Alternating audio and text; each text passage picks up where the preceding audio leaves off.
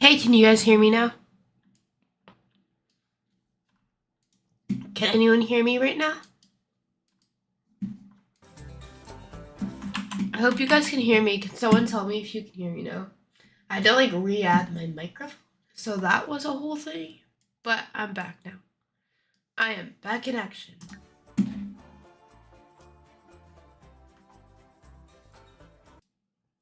Yay, thank you. Okay, so today we are going to play a game called The Sims 4.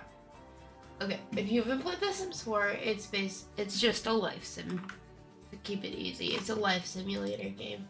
And I figured today we'd start a new save, and we could play either a legacy challenge or the 100 baby challenge, but we'll probably do the 100 baby challenge because that makes it more interesting.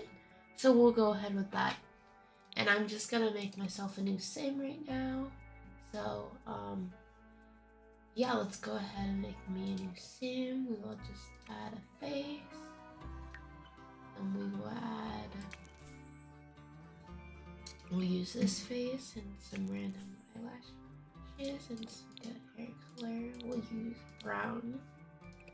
And then for hair, we'll randomize. Oh! I love this sim. She's already so adorable. Okay, we'll use this. And then we will go ahead and just go with, we'll use her body type right now. And then we'll customize it. Okay, this is so ugly. We're keeping it. And then we will go with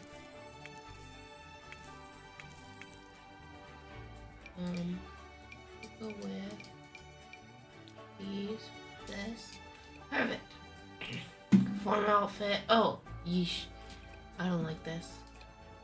Anyway, so how's everyone's morning going? Are we having a good morning? Are we all tired? How are we doing?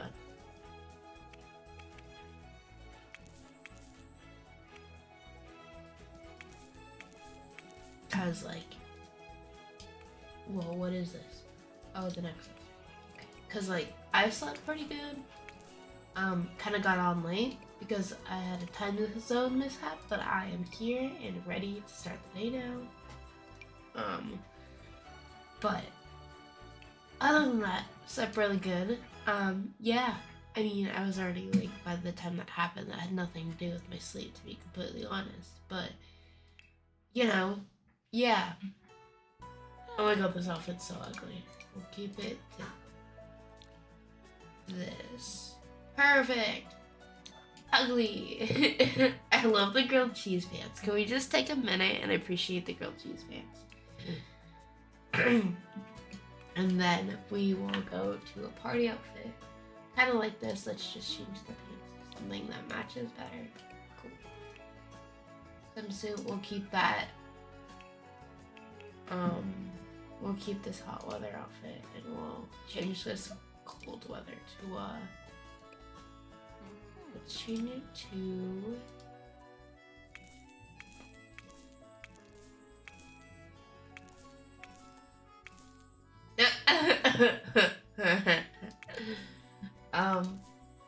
you know, I'm not sure. Oh, this works. Okay, then let's make her name. Do we have any name suggestions? And we'll go with last name Reagan. K. Reagan. Irene. No. Camila Reagan. No. Jada Reagan. No. Brandy Reagan. Ooh, I like Brandy. Then we'll go with the family super parent. Likes, dislikes will come as we want. Then we'll go with for traits, go with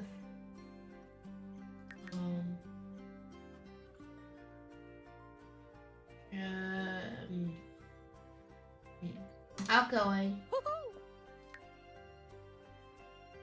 We need like the romantic trait. Hold on. We need the romantic trait. Romantic, so we can get faster romances. And then family oriented. Or where's the friendly trait? I thought there was a friendly trait.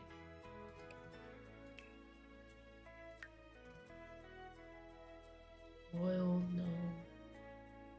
Socially awkward, no.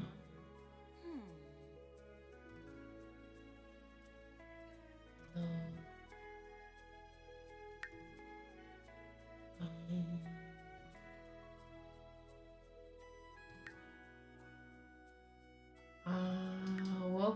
We'll just go with family oriented in a second here. Let me just find it. Okay, family oriented. Okay, go ahead.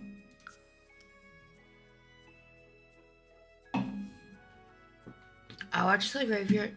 LJ the Paladin. I watched the graveyard ship and covered for someone who had ticket issues, was up for 24 hours before getting like 2 hours. Oh my gosh, LJ, that's so much not sleep. I hope you can rest soon, cause that is a lot of not sleeping to be done there. Okay, I downloaded the house, so let's just see what the size is. Family starter, 20 by 15. Oh, someone's in here. It's my husband and my child. You just came to say good morning. I'm streaming. Baby's first stream. You're already a pro. Hi, mommy, love you. I'm streaming for charity. Charity is when you help people. Or it's a person. Okay, back to the task. Thank you for bringing me your child. I love you. I love you too. Okay, sorry. My husband and my child came in. Oh man. They wanted to say good morning. It's pretty early here in SoCal, so yeah, but LJ, coffee energy kept me going. I beat the story for Mortal Kombat 1 on stream. Okay, that's doable. Yeah. Mortal Kombat 1 is a fun game, I think. I haven't played it. Like, all I hear about was Mortal Kombat. So, like, is it on PC? Because I'm willing to try this if it's on PC. Okay. Perfect. Family home. Perfect. Our tiny home. So cute. Oh my gosh. I had already like planned out what we were gonna do today. So it's on everything. Okay, cool. I'll have to check this out. Let me make a note of this on my handy dandy notepad. Games to try. Mortal Kombat 1. Games to try. Save. Cool. Thanks, LJ. It's a bloody fighting game. Oh, just kidding. I don't want to play that. Ha ha. So funny. I don't want to play that. Nope. Okay. So this house doesn't have an oven, so we're gonna have to add an oven if we can get one.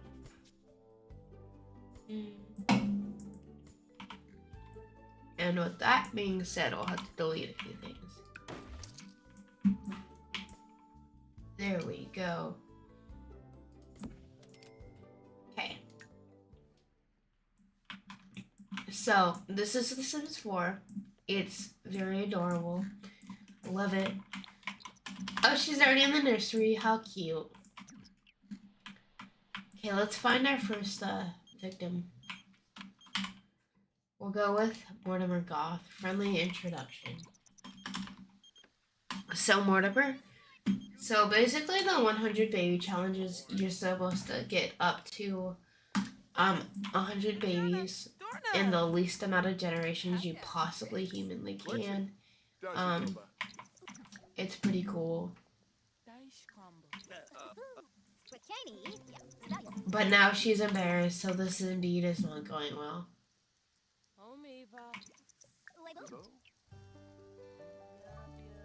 Share photos. Heartfelt compliment. Deep thoughts. Ask the club days. Okay. Sims 2 was my jam. Used the money cheats and made whatever houses I wanted. Yeah, The Sims 2 is the best one, to be completely honest. It's, yeah, love it. I started off on that game. I have a brother who passed away, and his favorite game was The Sims 4. The Sims 2. So like, that game actually has a really special spot in my heart, to be completely honest. So yeah, we're just like trying to get to know this guy so we can like, yeah, make babies with him, be besties with him. Small talk. Have to talk about the cloudy weather. Friendly. Small talk. Ask about day. Friendly. Small talk. Declare love for rain.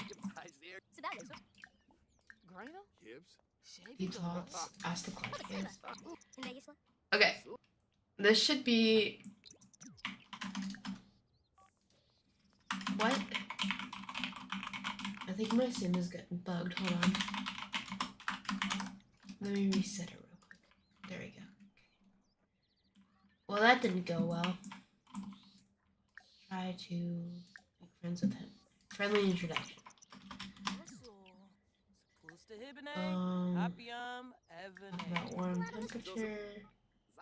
Share photos. Impression. Yeah, this is not going great so far. We're not getting anywhere with these people. Sometimes this is easy, sometimes this isn't. And right now, this is a rough start.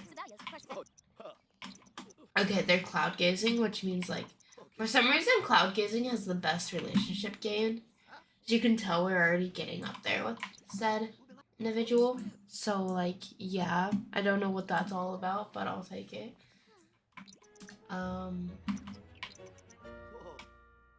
Let's do describe new idea. Dramatic story. Ask about day. Deep conversation. Propose crazy scheme. Ask the cloud gaze again. Because once we make friends with him, it's easiest to romance the person.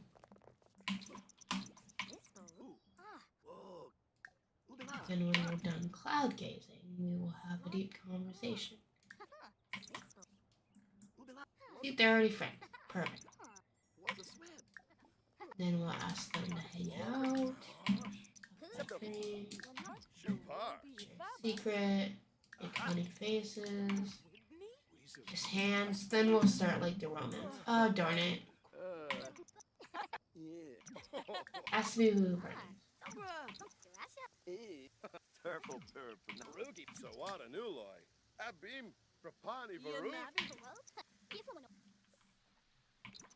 Oh, where is this guy? He already like left. That's rude.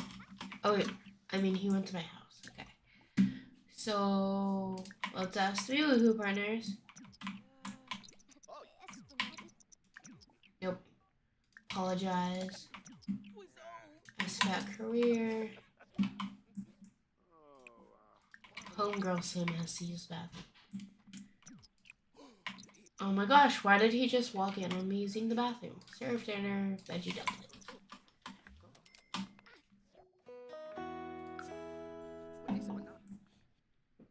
Okay.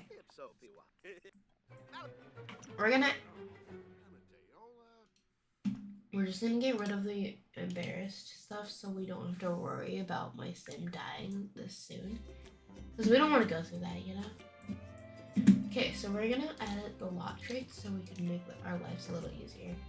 Romantic aura, child's play, and we'll just save.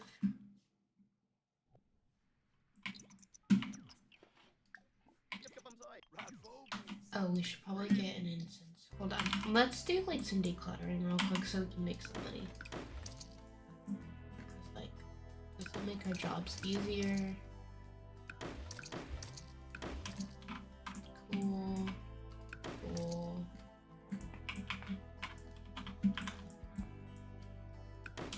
If that doesn't need to stay here.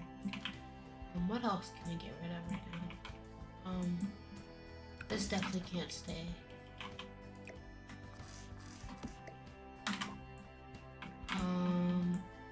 else do we get rid of right now? Okay, and then I think we're good. I think we're good right now. Yep, we're definitely good right now. Okay, and we'll do it in sets. We'll go right here. Oop. Oh, we should probably add like a fire actually real quick. Hold on. Definitely don't want any fires going on right now. Not in the mood for the death trap today. Okay, so I see there's more people in here. How are we today? How are we doing? There's 4 of you and not 2 of you right now, so how are we doing? Hi, I'm Castin. If you guys don't know me, I just realized I didn't even introduce myself. My name is Castin. I'm just a fellow nerd. I love The Sims. I'm a mom. I have a little 5-month-old little girl. I'm married to my awesome husband. And that's me. So yeah. I love my dogs. I have a lot of dogs. I love my family. And I grew up playing The Sims. And yeah.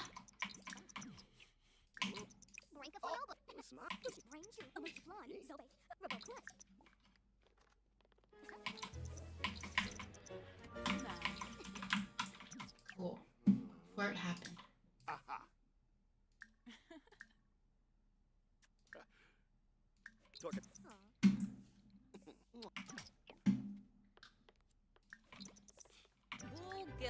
And then we'll go to Embrace. Hopefully this will work.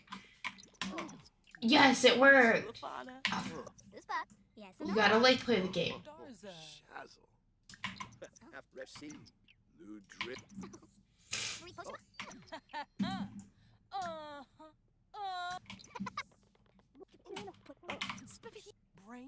Okay, we're getting closer. We're getting closer. Here we go, we got our first kiss of the game going. Cool. He does not look happy with that. And then we'll do a small fake kiss. We'll do affection. Might just say the night. Romance, flirtation, ask a question. Do a try for baby. Perfect. We love that. Cuddle lights, all lights. And in the morning, we'll figure out if my sim is pregnant or not. Let's save and keep going.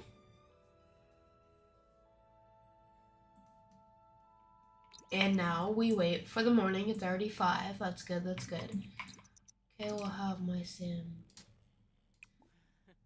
wash your hands, brush your teeth, and take a pregnancy test.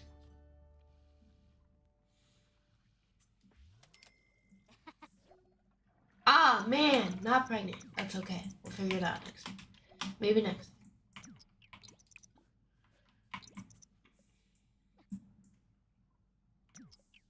Actually, we're gonna edit this slot trait one more time.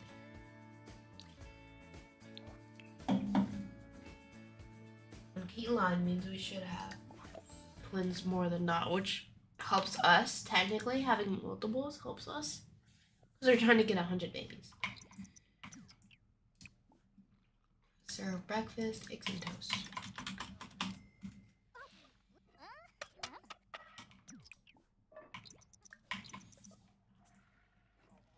And we're gonna try for baby again. That away.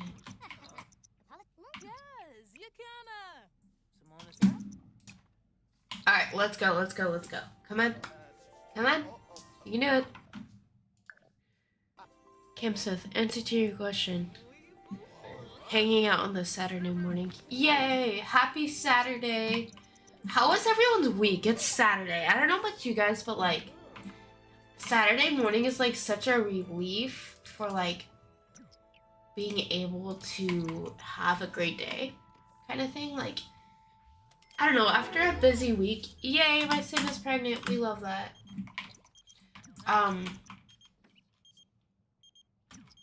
After a busy week, I love Saturdays. It's just like a sigh of relief. Is anyone else feeling that today?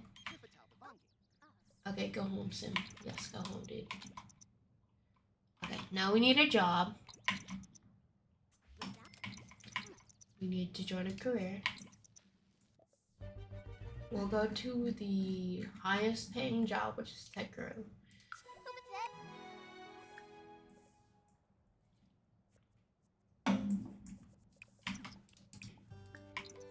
I know, finish your food, dude. Finish cooking. Okay, we'll go home. Ooh, that's cool. I didn't realize they have skate stuff. Okay. We will go home and eat peas. Because that's totally not disgusting. LJ, I'm definitely glad to have a few days off before going back to work. Yeah, I get that. I mean, right now I'm a full-time mom and student. So my going back to work is not having my husband home, which,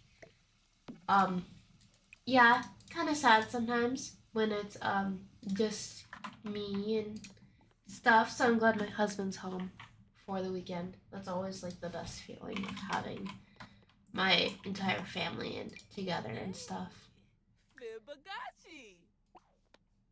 So yeah, let's invite him over.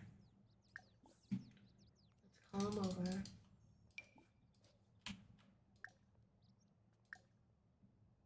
Nope, never mind. Focus camera. Wait, why is he moving so fast? Let's teleport here then. Nope, okay. Never mind, whatever. Dude, lock the camera. Ask that day. Okay. Come on. Let's go.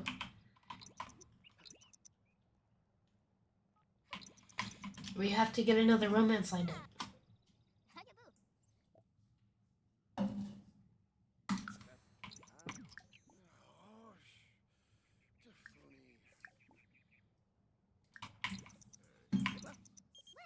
Wait, he's right there though. Okay. Dallas is in town, so we're gonna meet up this afternoon. Looking forward to that. Oh my gosh. Have you met Dallas before? Because I indeed have not met Dallas. I'm excited for you to meet Dallas. Because he seems pretty cool.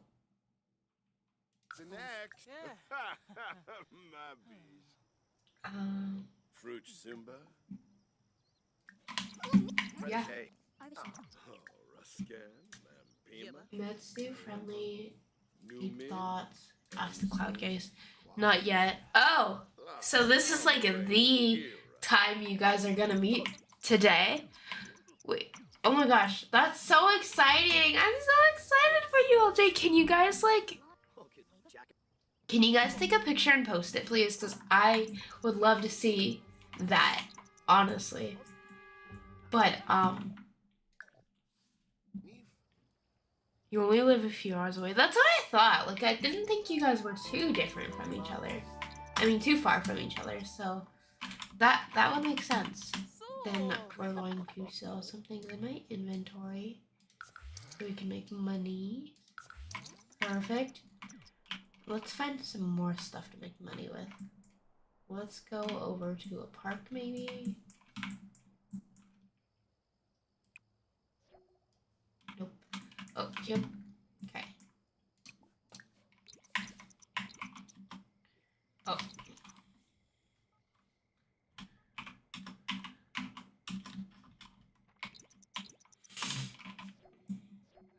And we're going to use the bathroom. Most definitely. Perfect. Yes, take a picture. That'll be great. I'm excited for you. Wait, so the elderberry guy is mean? Okay. I didn't realize he was a mean person. That's not good. Okay. So then we're going to clean up around here. Resume eating. Clean up. Yep. Okay. We're actually going to get rid of some clutter so we can work on a little idea I have. Because, like, so in this game, there's trash cans that, if you throw stuff away in it, they're expensive, but you'll make money. So maybe we should do something like that so we can get some money. Also, if I sound a little stuffy, it is indeed true. I have a little cold going on right now. I'm okay though, I just like have a cold. It's fine. Don't worry about me. But I might need to mute my mic soon and blow my nose. Fair warning. But yeah. But I'm trying to get rid of like all the clutter. Okay, cool. We can buy the trash can now. That's all I care about currently. Hey, I'll be right back, guys.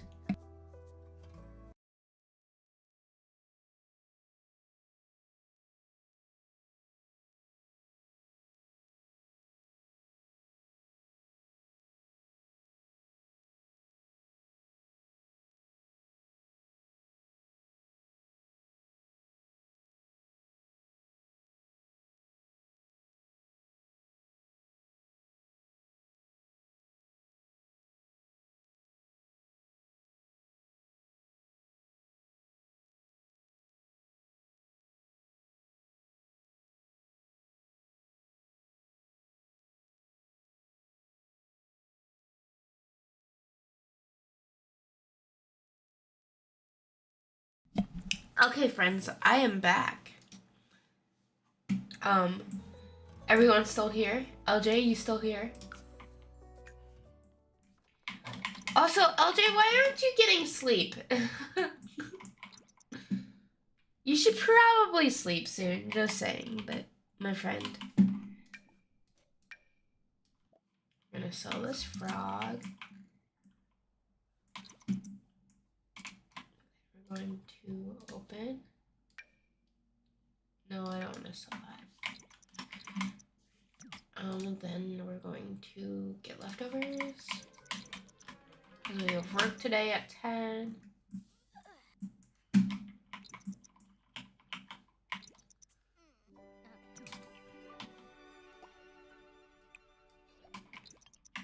We're going to sell this. See, $10. We already got something going right now. I'm moderating the chat, the cat. Oh, yeah, that would make sense. What? I knew you were moderating, but I didn't think you were gonna stay the whole entire time. I'm sorry, LJ. In case we get anyone acting up in here.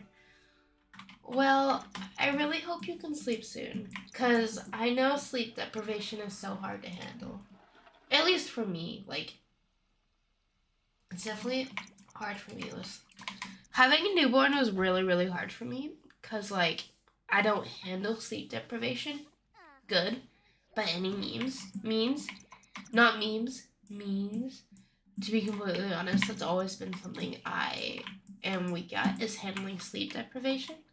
So I am not good at that, to be honest. Yeah. Okay.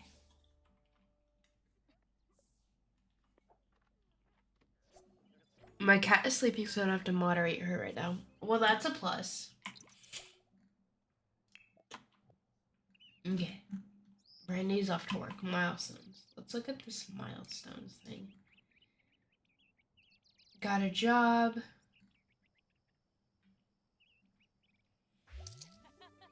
Yay! We got back from work already. That was nice and easy.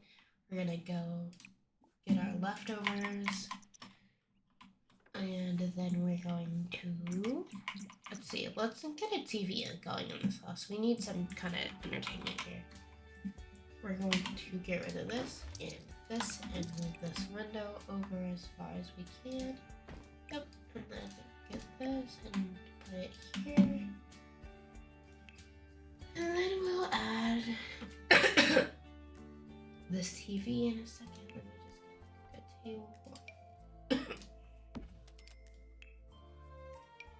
There you go. There we go. And we also want like a gaming console maybe. Perfect. Play on online game. Play 40 Friendly with Mortimer Goth. Perfect.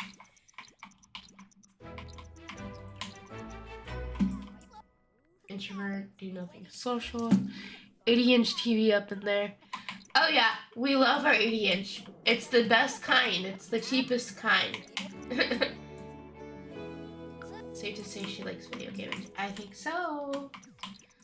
Then we will invite Mortimer over for... Oh, it's already 8:15.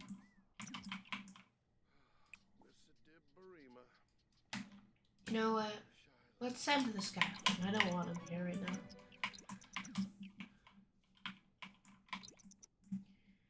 I'm gonna use the bathroom. I don't want a bathtub here, actually. Let's change that. Let's make that not a bathtub. Or a shower bath, maybe. Oh no, right now. Let's just get rid of this. Get a shower bath. Darn it! Hold on. Let's try to come up with $2,000 real quick. No, that's not gonna help me. That's not gonna help me. It's not gonna help me. I don't think any of this is really gonna help me at this point. Nope. Looks like we are out of luck for $2,000 at least. We're just going to have to use this right now, or you know what? We're just going to use the bathtub, I guess.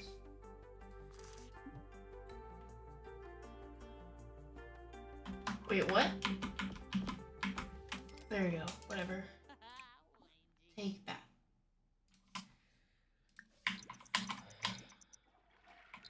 Alright, let's go. Let's do this. Bath time.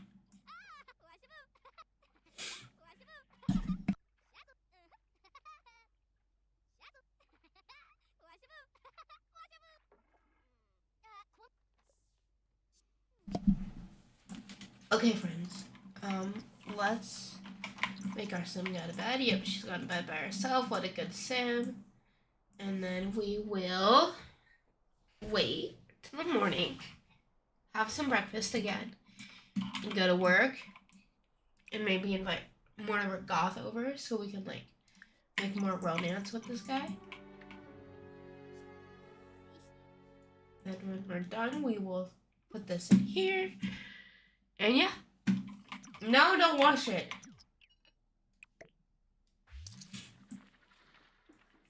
Perfect.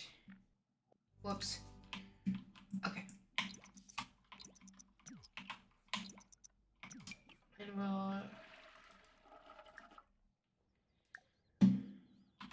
Wait, let's pause and say friendly, deep thoughts, acid gaze. Alright, let's cloud gaze. Oh, he left. Okay, whatever.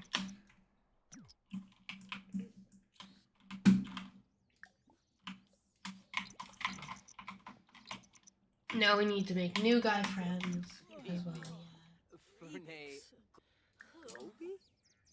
No beam flurba.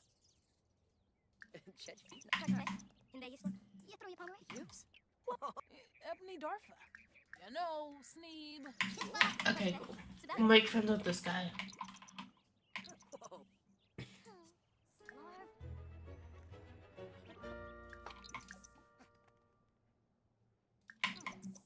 Then we'll just grab a new idea. Okay. Cool, we got this going. Wait, we gotta go to work.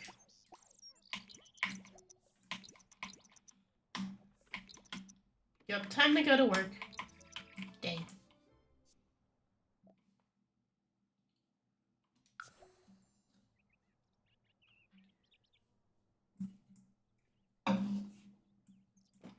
Okay, then we should get a promotion today.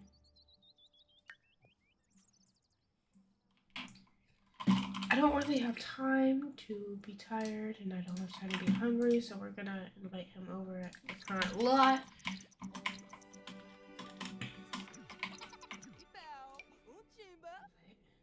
Camera.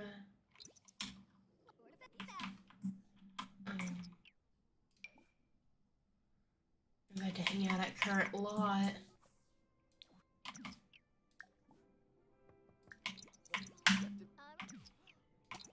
Okay, so we need to let him in.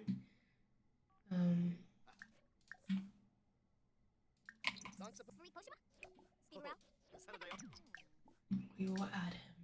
Actions. Add group. We will play multiplayer. Play Party Frenzy with Monomer. Play some video games. Perfect! How fun.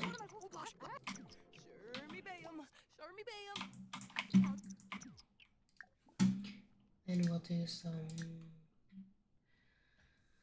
deep thoughts. And then ask to stargaze. We will go stargazing.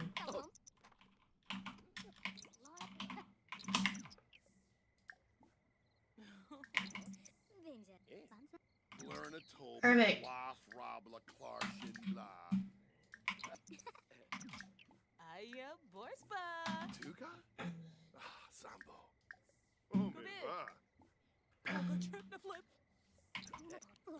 This is going to be fun. So those of you who haven't been here that long, we're playing the 100 Baby Challenge in The Sims 4. My name is Castin. I stream Sims sometimes. I'm a mom. I'm a wife. I'm a believer in Jesus Christ. Jesus Christ, sorry. My voice is also kind of weird, to say the least, because I am having a little cold today, so that's fun. And yeah.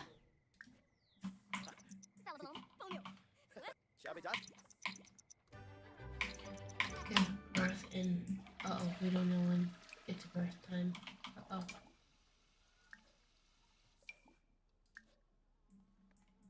Where's this guy? Oh, there he is. Romance, physical intimacy, embrace. Ah, rude.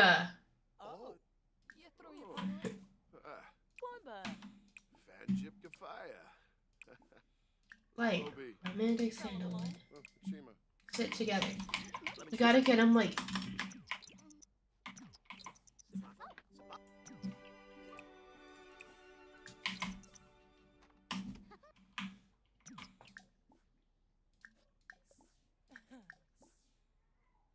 We need to get this guy romanced. He's being so difficult. Oh, he's leaving! That's messed up. Oh, yes, make him stay.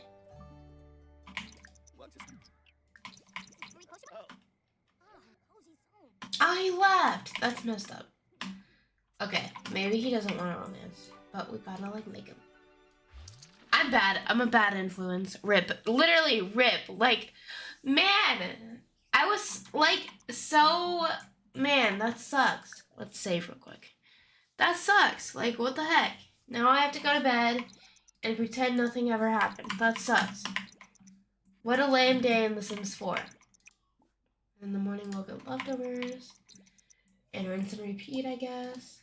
Oh, wait. For work, we need to take family leave so we get monies. And then use... Get leftovers.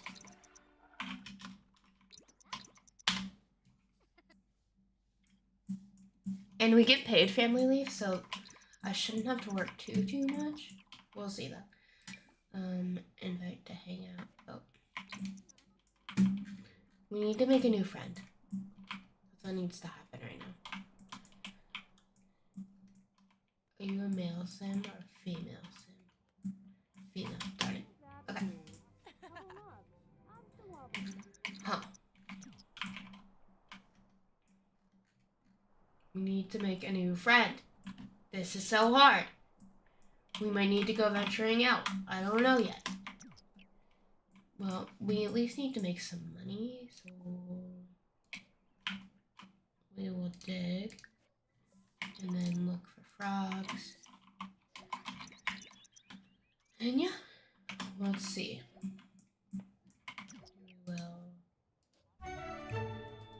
Let's see what uproot plant does. Sounds like a lame day in real life too. Seriously, like such a lame day. Where's my son? Okay. Dig. Like what a lame day in The Sims 4 and real life. Like wow, this is lame.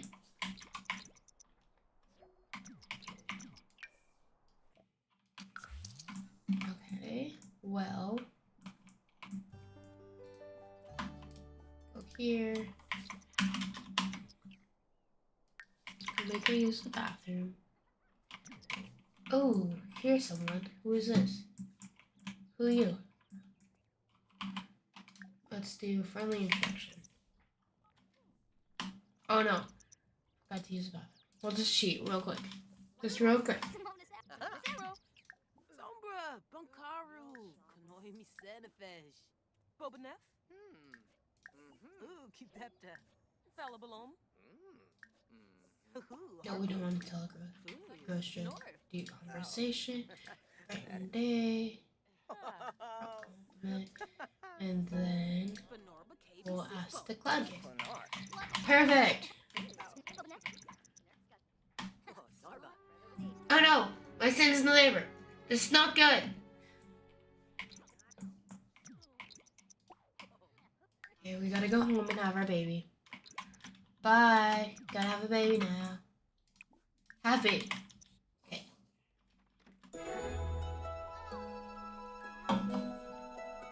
This boy will call him Joshua Reagan. Ah, baby. Wait, what? There's more than one? Oh no! Oh no! I don't want to have more than one! Ronnie Reagan. Uh-oh, there's twins! Okay. Twins? Yeah! Twins! Twins!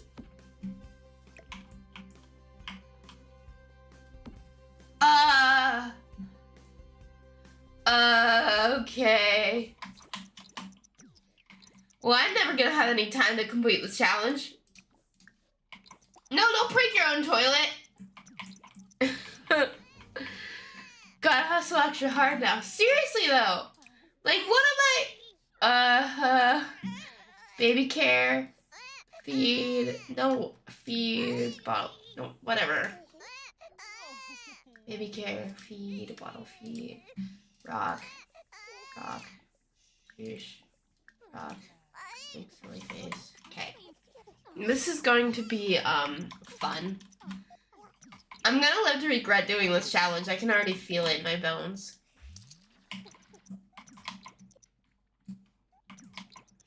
Okay. Let's invite this guy over. We gotta make more babies. Okay. Business, family leave.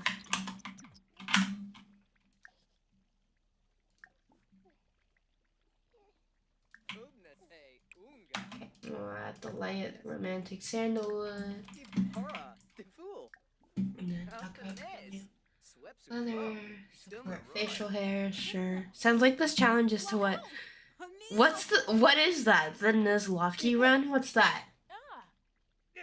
Discuss interests. Offer rose, talk about dreams. Romance. No. Deep thoughts. Talk about dreams. Actions. Integrate. Sit together.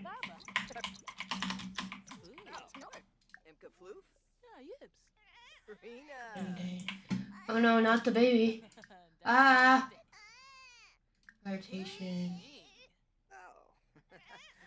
He's not interested in her. Okay, then go. Basically, you have to keep all the Pokemon you catch. You can't revive any either. A challenge that makes the game extra hard. So, like this challenge, okay.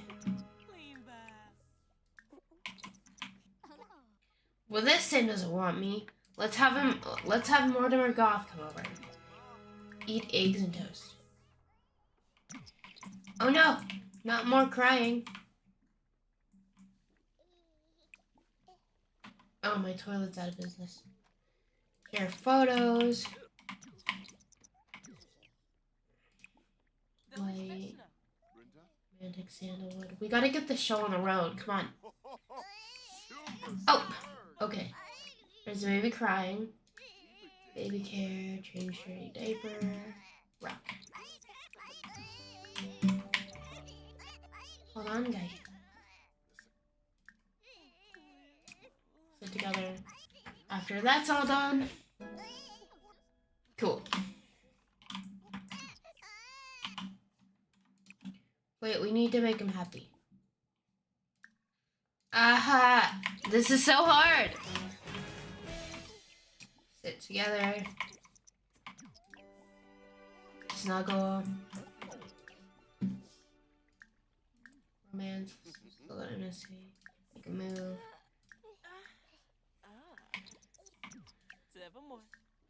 Romance. Physical intimacy. Romance. Romance. Move. Romance. Physical intimacy. Snuggle. With an appearance. Flirtation. Blow a kiss. This is getting hard. Alrighty, snuggle, ask for massage. First kiss. First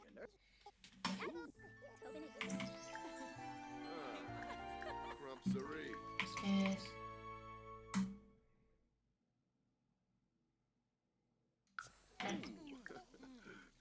And then appearance.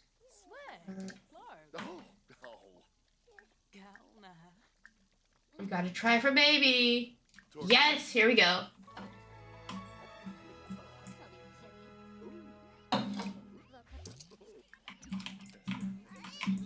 Alright, gotta help my babies. Baby care. Feed, bottle feed. Feed.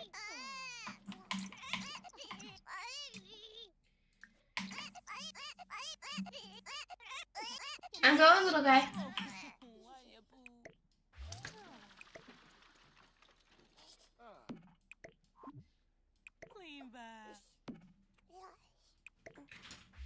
Okay, there we go.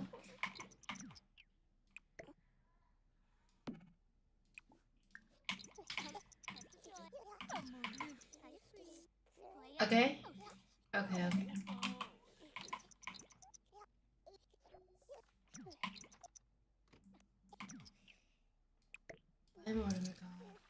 We don't care about you anymore. You did your job. Okay. Anyone new to the chat?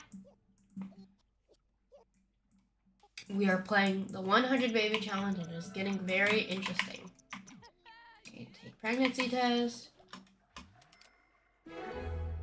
Wow, look at that. We're pregnant again. I wonder how that happened. Perfect. We're all sleeping.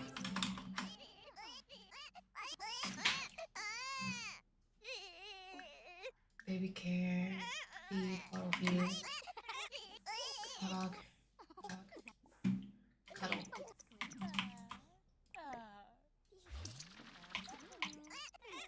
Wow, I wonder how we got pregnant again. That's crazy. Right, guys? Change dirty diapers.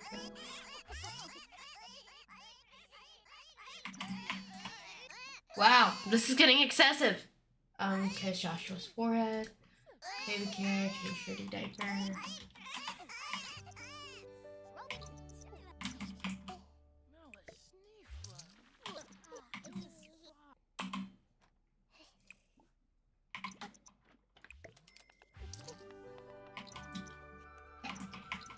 We're making bank off these diapers, guys. See what I mean?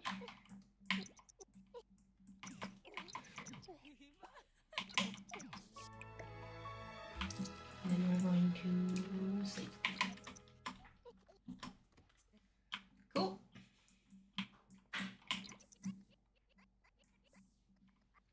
We're gonna sleep.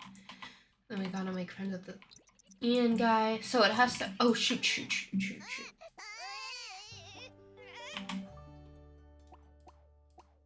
We're gonna have to use some cheats right now. Who's hungry?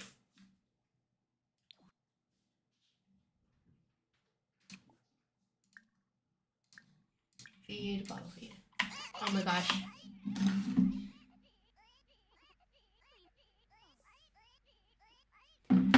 Okay.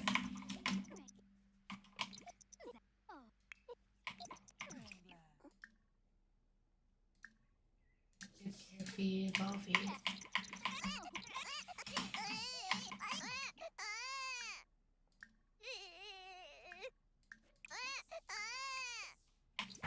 Oh my gosh.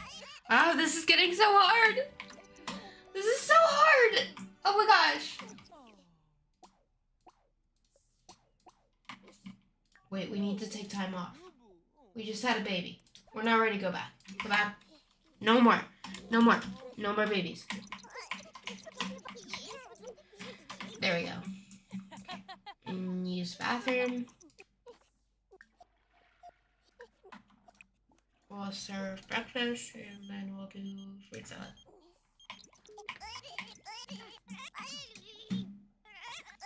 Ah! This is rough! Oh my gosh! Oh my gosh. This is bad.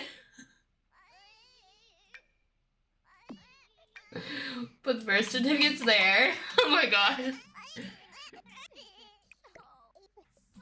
This is wild. Oh my gosh.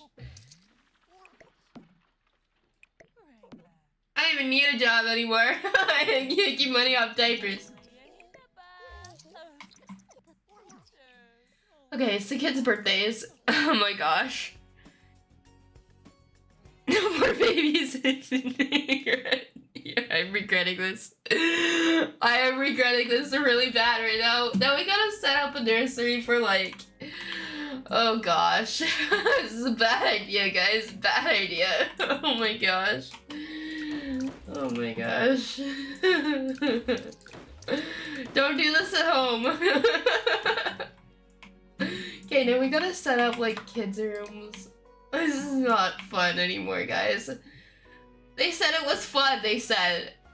It was going to be great, they said.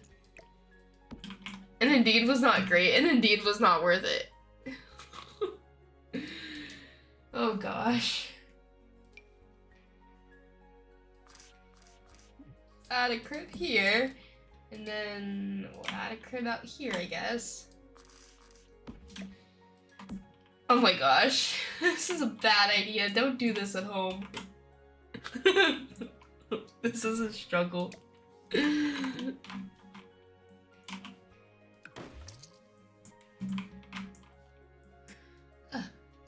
I get my shower, please? Me, just overly concerned about getting a shower. Here we go. Wait, now we only have $30. That's not gonna work with me. Okay. Yeah, this is pretty late, guys. I'm not gonna lie. Okay, we need like baby stuff. Hold on. Oh, yeah, we need a changing table. And then we will need like some toys, I guess.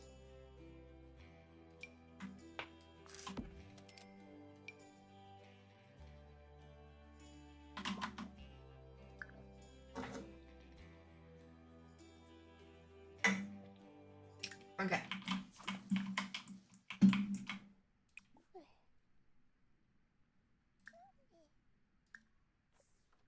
Baby carrot, age up. Baby carrot, age up. Do a random trait. Cautious, sure. Oh, he's a cute little baby.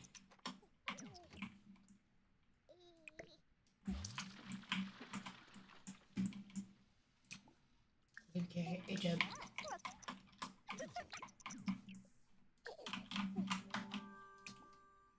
Put down, down.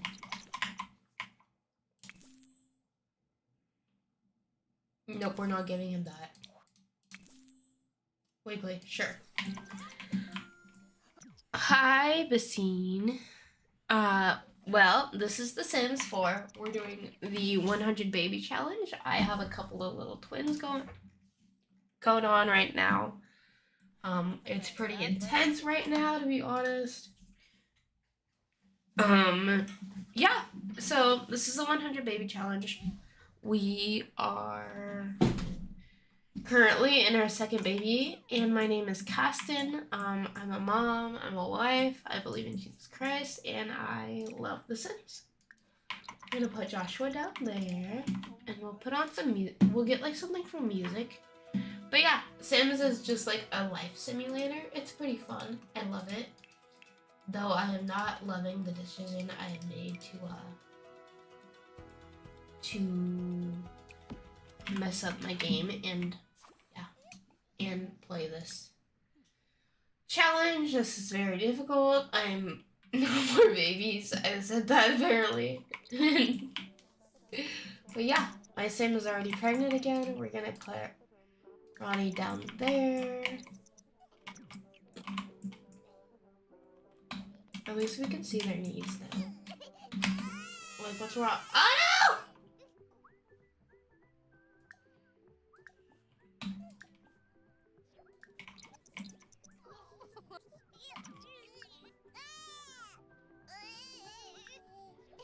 Friendly affection is friendly.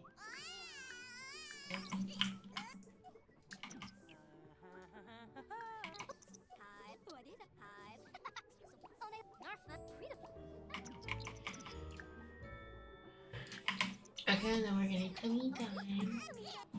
Oh, we'll turn all this off.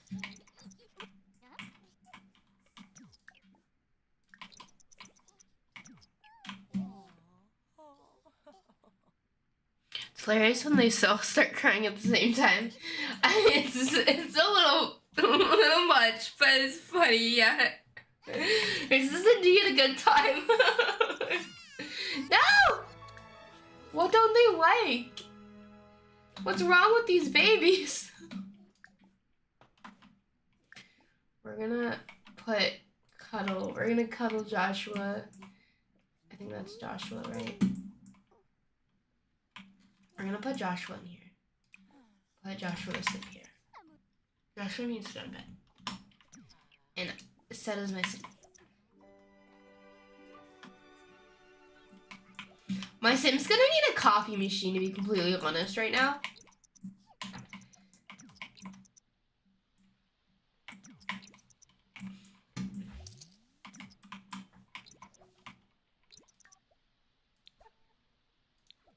Business, and we'll take more family leave.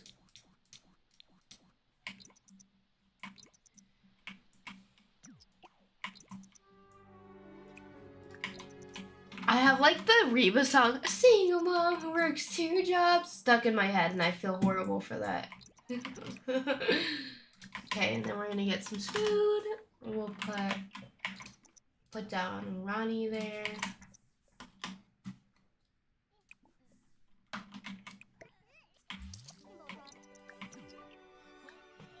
Take care, feed. We'll wake up Joshua. Joshua. He's gonna need a whole Starbucks. Honestly, yeah, this poor Sim, I'm like torturing her. And we'll baby care, feed, bottle feed.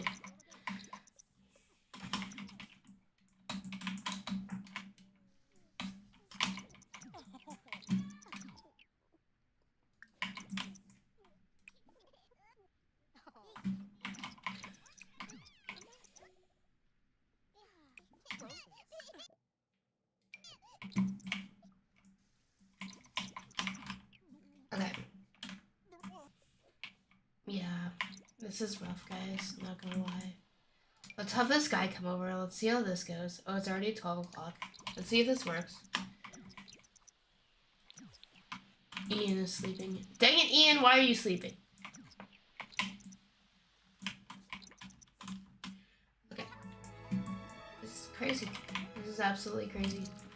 Okay, my Sim's gonna sleep for once in her life. Oh, no, she's not. just kidding.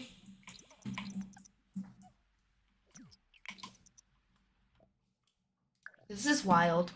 This is absolutely freaking wild.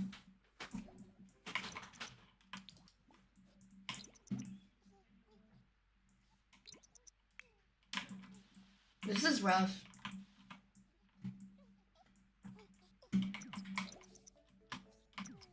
Oh no, we have a blowout where? Oh no! Oh no! Okay, we need to wash Ronnie's diaper. Change diaper, Ronnie Reagan.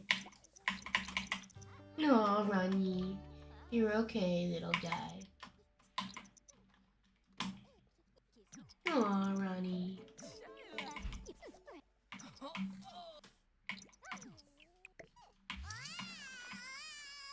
Oh no.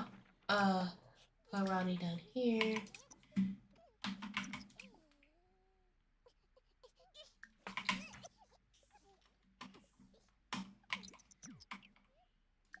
We're gonna play peekaboo and give him a baby care bath.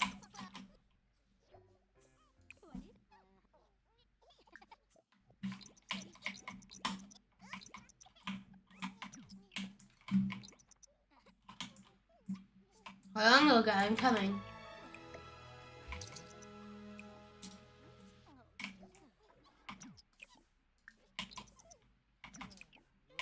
Give bubble bath.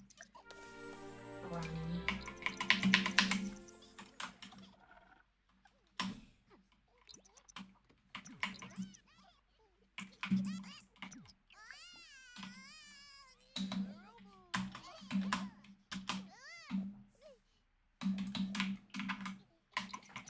Uh-oh. Let's, baby care.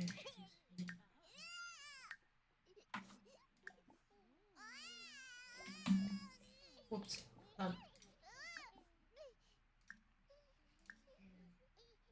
Feed. Bottle feed.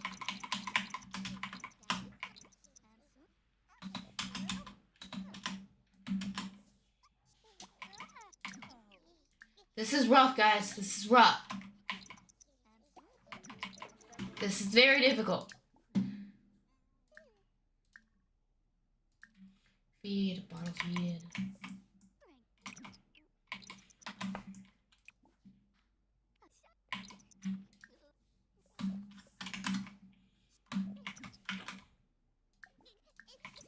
No, don't use your diaper. Whoops. Okay. Baby care. Where's the feed button? Feed. Bottle feed.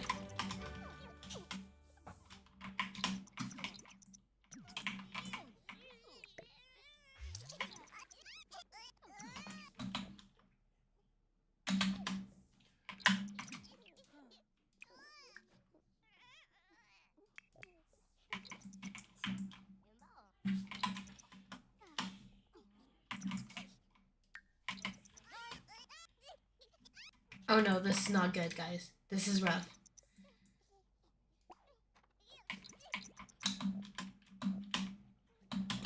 Okay, now she has a minute. Ah, this is rough! Ah! Okay. You guys must be having fun watching me struggle. Like, I have been playing Sims so long now, and this is, like, pretty crazy, if I say so myself. Let's just do, like, oh, it comes with, I have a coffee machine? Cool. Okay.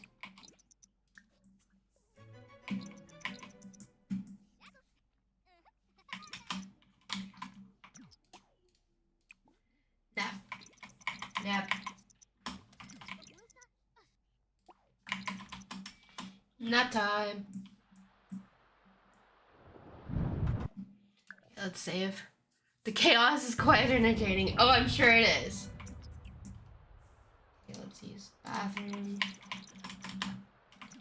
Let's get some leftovers.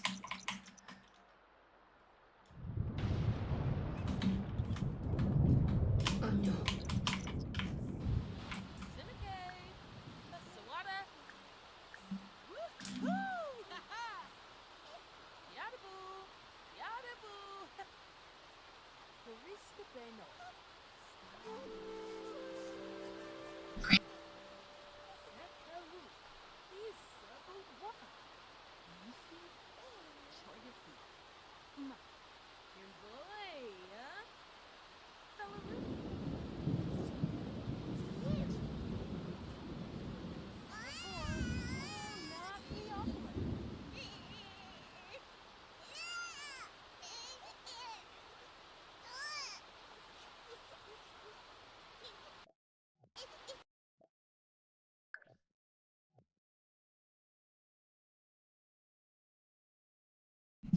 I'll be right back, guys.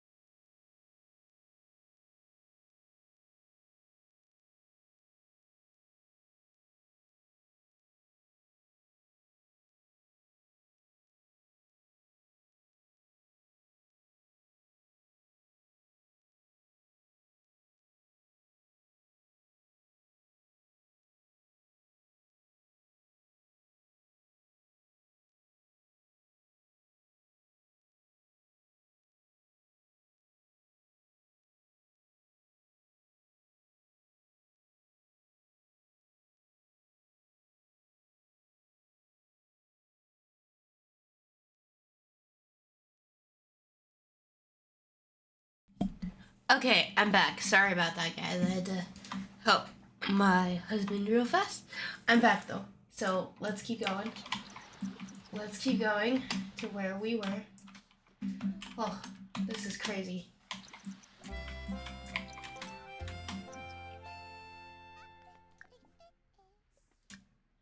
Baby care, change diaper. Okay, grab drink. Grab coffee. Play party frenzy. Drink. Laugh milestone unlocked. Yay! We got the laugh milestone. Got about 20 minutes left here, guys. Then it'll be next to our next streamer. We'll change diaper.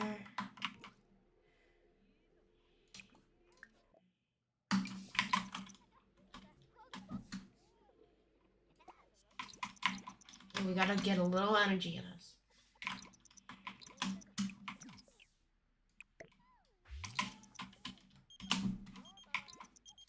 Change diaper.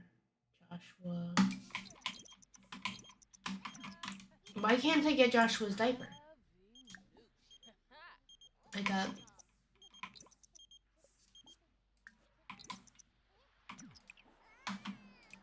Change diaper.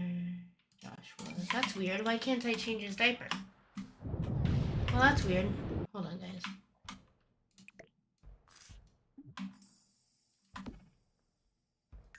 Okay. Change diaper. That's so weird, guys.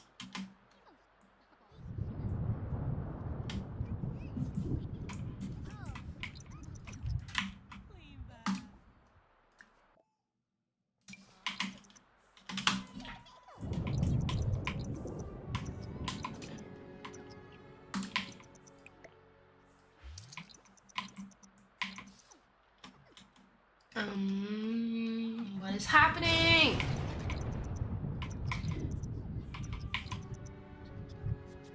This is not good. Use.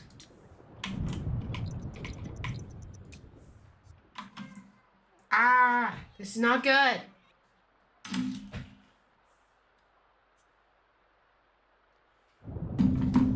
Okay, but like, wake up.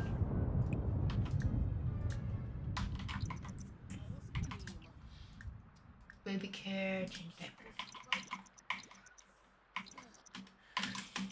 Cool. Put down Joshua. Put down.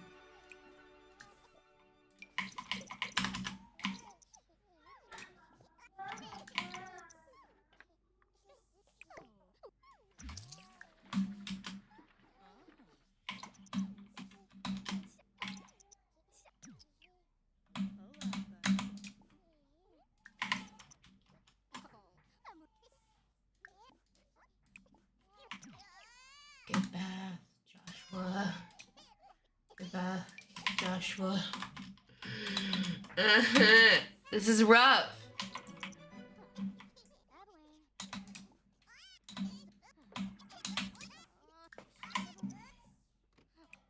Okay, eat fruit salad.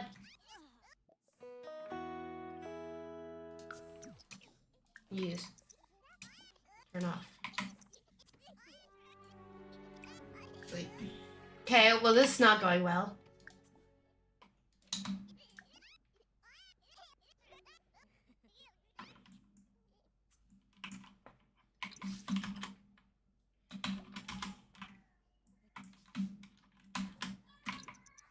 This is rough, guys. Like, wow. Bottle feed.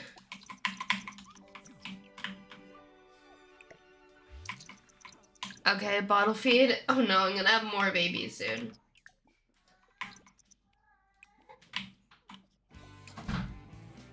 Hi, husband and child. Child says it's nap time.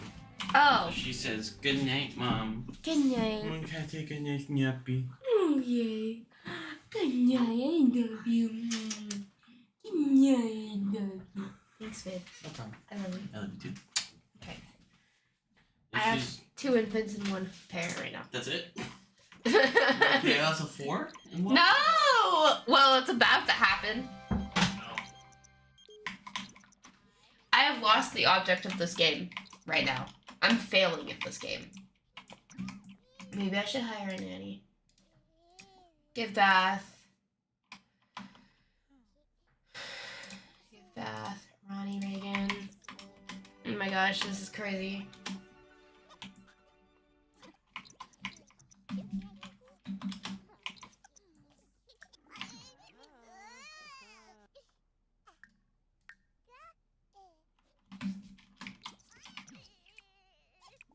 Use.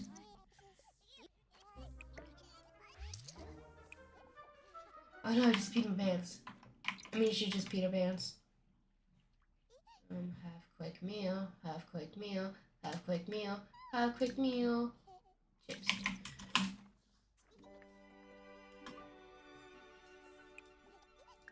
Empty. Some coffee.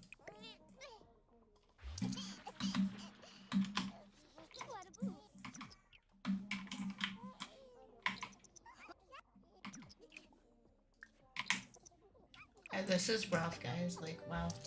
Okay, so we need to find more parents. Go home. I don't want you here. Take bath.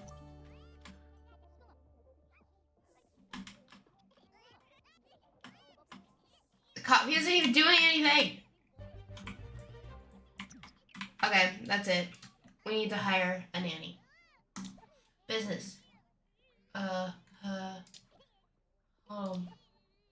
Hire service. Nanny.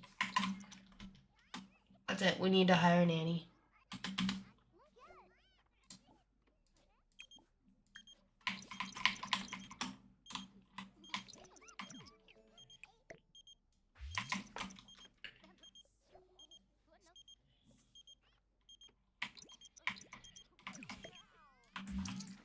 Come on, nanny. Do your job.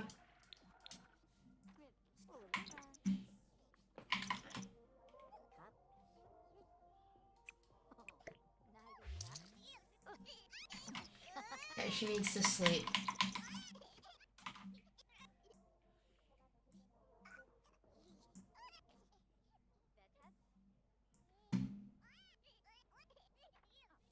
This nanny is not doing their job. Oh yeah, she is.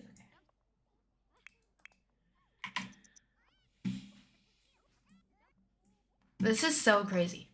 Okay, guys. Who's still here? LJ, are you still here? Who's all here? Roll call.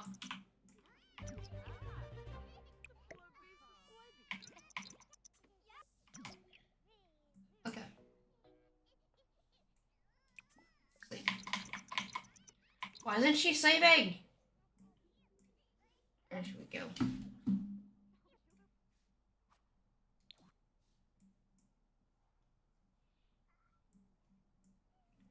Sleep faster.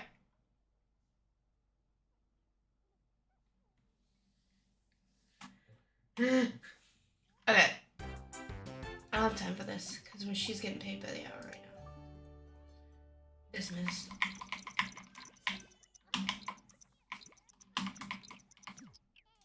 Hi, baby. I'm in labor. I'm in labor.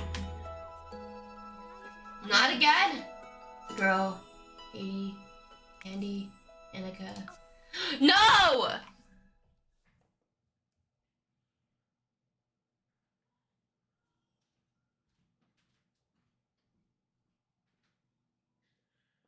LJ! It's twins again!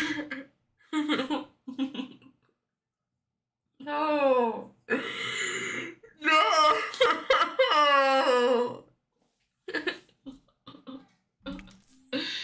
Gail, no. Caleb, sure. Oh my gosh, this is so bad right now. I might have to use cheats right now.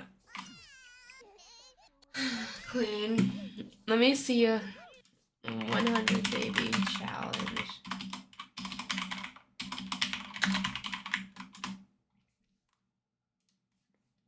figure out the rules for Sims 4.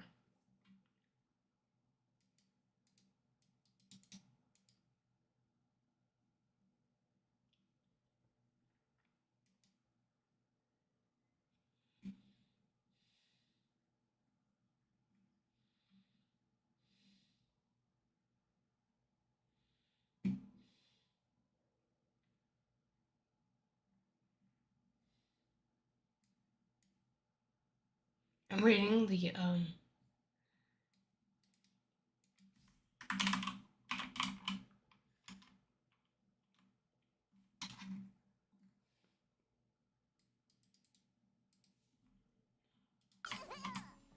I'm not allowed to have. Okay, I gotta dismiss this lady. That's it. I gotta like use sheets. I can't do this right now, guys. I can't. I can't. I have to use cheats, guys. I'm cheating. Like, this is impossible right now. Feed, bottle feed. Okay, all kids are fed and happy. Okay, leftovers, I guess. This is crazy. What's wrong with Ronnie?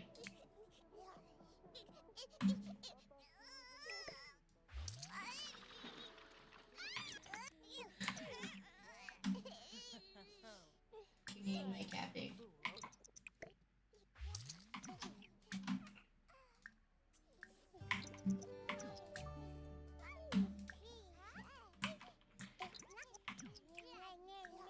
Okay, I gotta get rid of this. Like, it keeps waking up all the kids. Sorry, guys.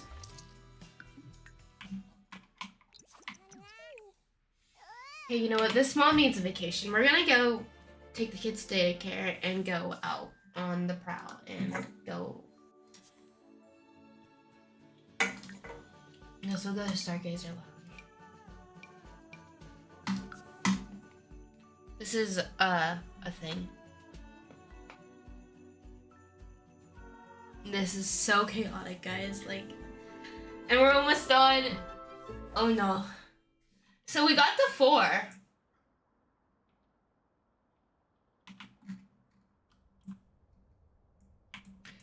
Wait, what?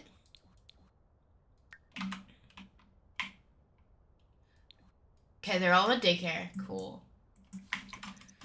Oh my gosh. Okay. We have to make new friends here. By friends, I mean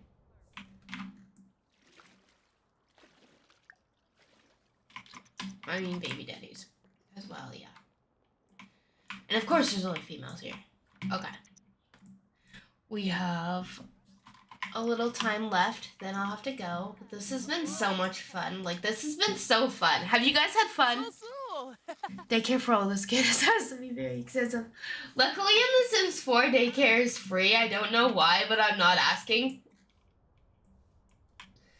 I don't know why, and I don't care to know why it's actually free. So we'll deal with it. Friendly. He thoughts us to stargaze. Okay, we're gonna stargaze with this guy. Whew, okay. I've indeed had a fun. Oh, good. This is probably a more chaotic stream than you guys are used to. I don't know though. This is kind of crazy. This is fun though. A funny story. It's been wild.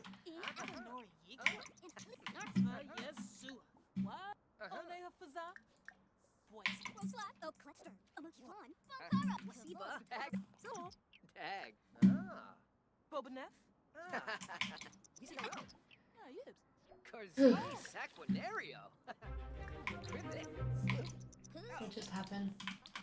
Wait, bills? Okay, we have time to pay the bills. Let's just pay our bills right now.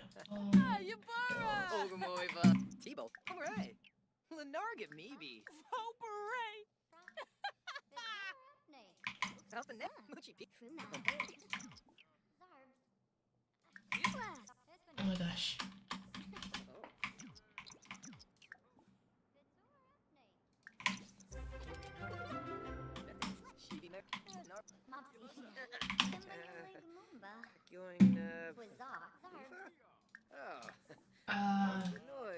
We are running out of time.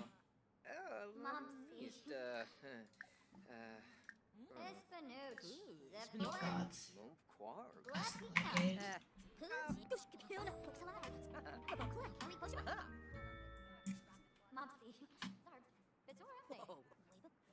Okay. This has been pretty crazy, to say the least.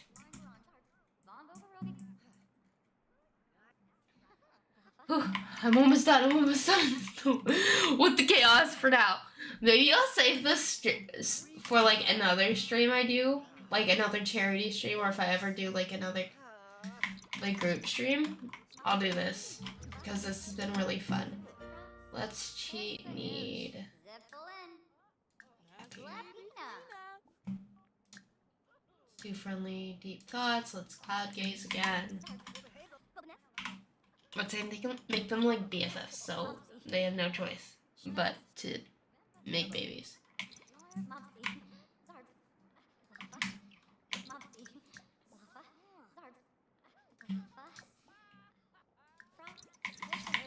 Okay. Well, I think we're almost done. Oh! The same left. Well, this has been so much fun, though. I think we should probably get this save wrapped up for the day. But this has been so much fun. I'll start wrapping up here, I guess. This has been really fun, though. So much fun. Yeah, this has actually been really fun. Put infant to bed.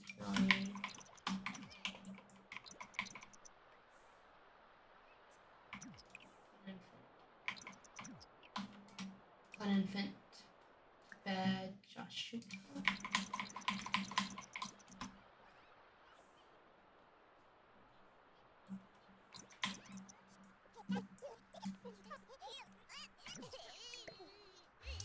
But yeah. Okay. So how much mess do we have left? Pretty clean. Cool. Okay, we'll have my sim. Wow, the calm before the storm again, right guys?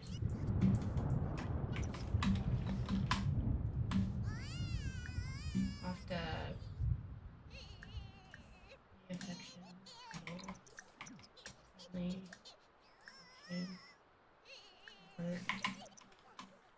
Come on, you gotta comfort your child. Oh, he's asleep. Okay, that makes sense.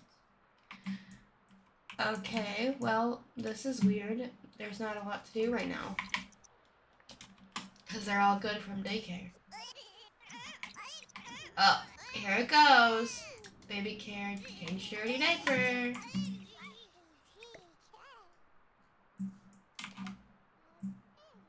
Wait, where's...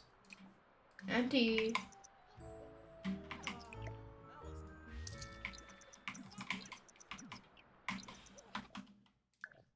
Save one more time, and yeah. Another dirty diaper.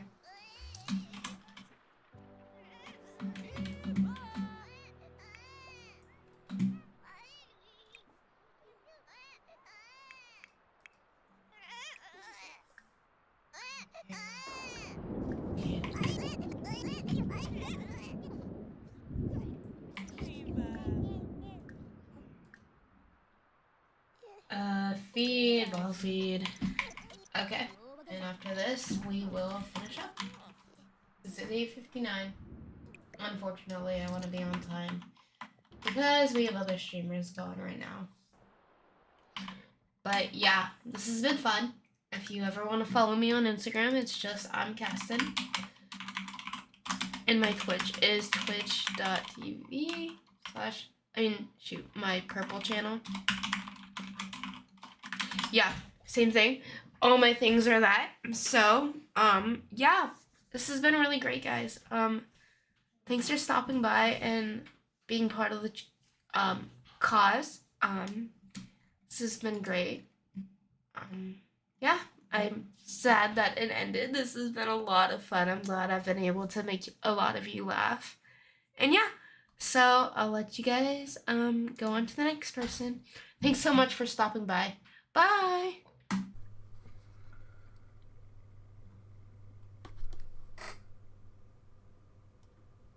Hello out there in the YouTubeverse. It is Max. I got Sam with me. We are Supraliminal Entertainment. I'm going to do a quick intro roll. I just wanted to make sure we could get up and running and see all of you. So we'll see you back here in just a second after we roll our intro.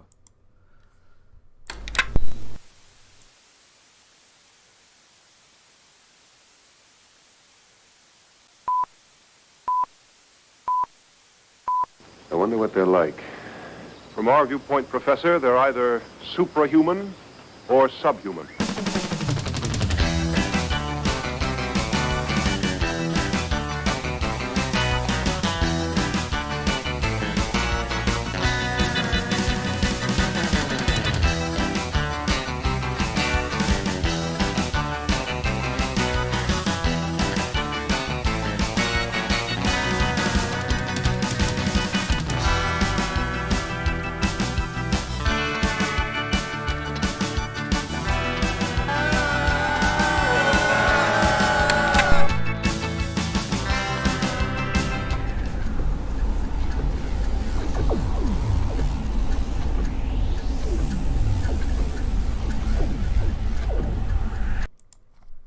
Hello again out there, YouTubeverse, and welcome to the Victims and Villains 24-hour charity marathon. Happy to have you here. My name is Max, and I have Sam with me. Hello. We are going to be playing Magic the Gathering. We are using Magic the Gathering Arena to accomplish this. If you're not familiar with Magic the Gathering Arena, it is their newest digital client. It is Magic the Gathering. There are some extra digitally things, but for the most part, if you just like Magic, the paper version, you can mostly play Magic, the paper version. So it is pretty awesome. It works on a gem or coin-based financial system. You can play for free, but let's be honest, a lot of these games you can play for free. You can only play so much for free. So if you're a franchise player like myself, like Sam has become, you probably have dumped a few coins into this thing. Coin is the free currency, gem is the pay currency. We are going to be doing a booster draft or two, depending on how bad we do in the first booster draft here. And what that means is we will be opening 3 packs, as you can see on the screen, of the newest Magic the Gathering set, Wilds of Eldraine. And after we open each booster, we're going to take one individual card, and we're going to pass it. And then the person next to us at this virtual table is going to pass us a booster pack, down 1 card. So we go from 15 cards to 14 cards.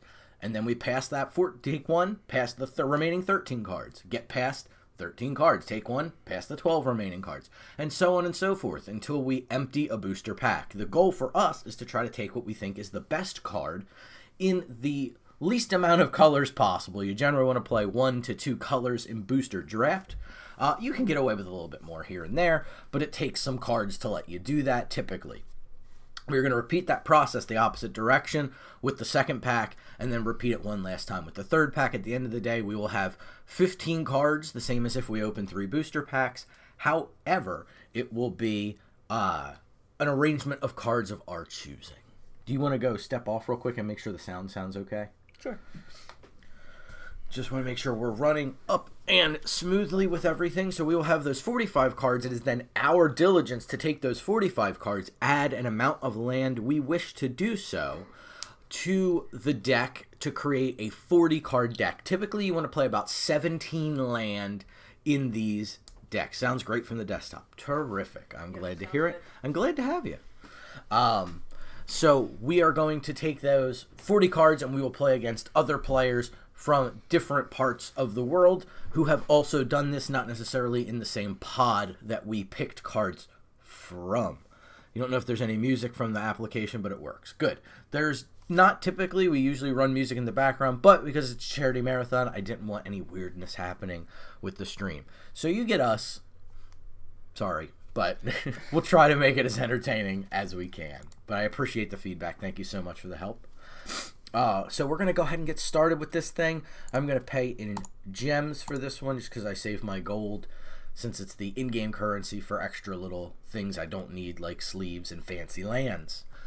So what's going to happen here is we're going to load up a table of 7 other drafters, and then we will begin the booster draft process.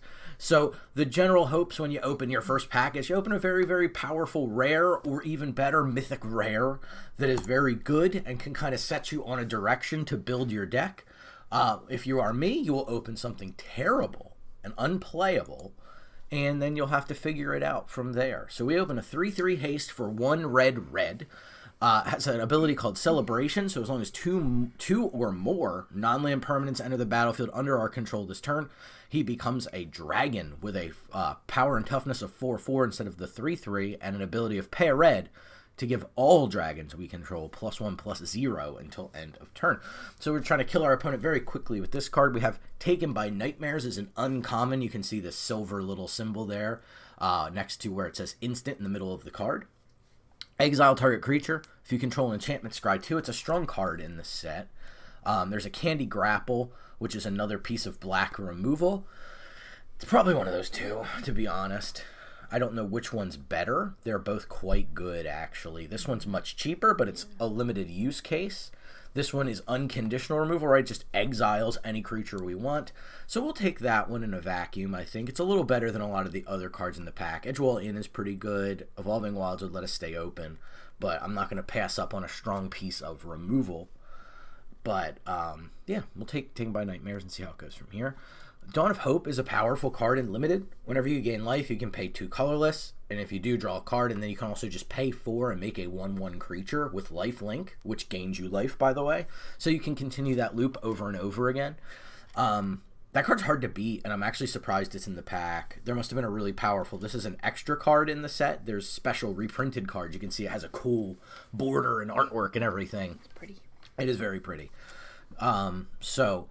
somebody must have taken something even more powerful than that, but I think we're going to take it. So I'm just going to take a quick look at what else is in the pack. Whenever an enchantment you control is put into a graveyard, create a bird, and it's a 1/3 for 3, which is alright. It's odd stats for a knight, but it's alright. Destroy target enchantment, meh. Black to follow up our black card. We don't really have much, just a Fell Horseman, which is fine, but not great.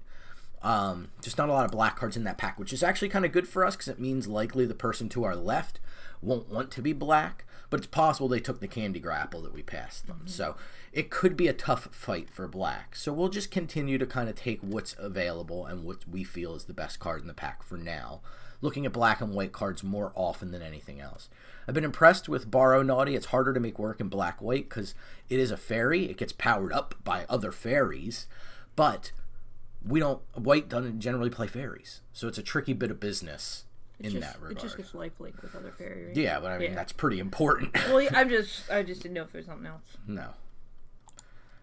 Fell Horseman seems like the take. The Charmed Clothier is like fine. Okay. 5/5. Yeah, it can be a 4/4 flyer for 5. It says be another. Yeah, so it can't even be a 4/4 flyer for 5. That would be very good, so I can see why they did it that way. But I'll take the Fell Horseman. It's a little bit of recursion.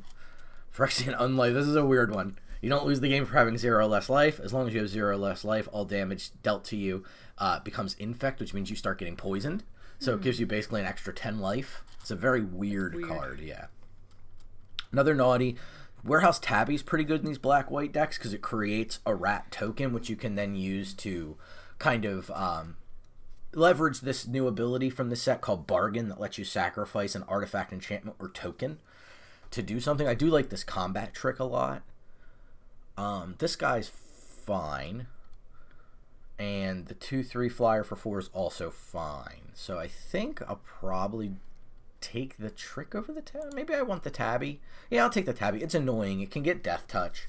I'm not necessarily going... There's a rat theme in this format because of these rat tokens. You can kind of overwhelm people.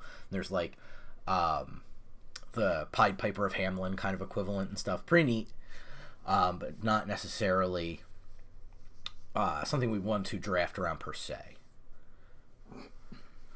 Kind of like this one, Stroke of Midnight. Destroy target non-land permanent. Its controller gets a night token. Or, excuse me, a human token. So that's pretty good. It just answers anything, which is powerful. We have a 2/2 flyer for 4. Whenever you cast a spell on an opponent's turn, we can give a creature -1/-1, which is also powerful. I think I'll take the instant and try to pick up the white card better. I just like being able to answer. If you can't get powerful cards, or your cards are not quite as powerful as you would like, typically the case becomes kill the creatures that your opponents may have that are very powerful. So it's considered the bread theory. So B being bombs, really good, amazing cards. R being removal, the E there then being evasive creatures, right? Because you want to be able to fly over. Because flying means that creatures on the ground can't get them, right? They're flying. So definitely a useful thing. I don't know if this removal is very good. I think that this card's fine. The royal token plus the body's okay. Do you like the removal better? Yes, that's it. Intake of breath means yes. I was just surprised. Return target spell to its owner's hand. When they enter the battlefield, as your opponent discards a card. 2/3 flyer with a possibility to splash. We could just take another tabby here. It's what I'm leaning towards. Oh, no, never mind. Cooped Up's in this pack. This is a really good card. It makes the creature unable to attack or block. You can then later pay to exile the creature. Exiling means it does not go to the card graveyard. It means it goes out of the game, essentially. If a card goes to the graveyard, it can be brought back to life. Black tends to do this, reanimate targets as zombies and things. And you can see we have a horseman that does that, right? Return target creature from your graveyard to your hand. Getting things out of exile, there's very, very few cards in the game that mess with that zone. This card's okay. Like, it's a 2/2 for 2 on curve, meaning on the second turn, or on the fourth turn, it can be a little bit better than that, and I think that's good enough here. Better than the Wicked Visitor, which is kind of a 2/2 pretty much all the time. A couple of cards in here that are interesting. Intangible Virtue could be for us with all the rat tokens we have so far. Could be a build around, but it seems like kind of a high upside play with a low reward if it doesn't really pan out for us. So I don't really like playing that way.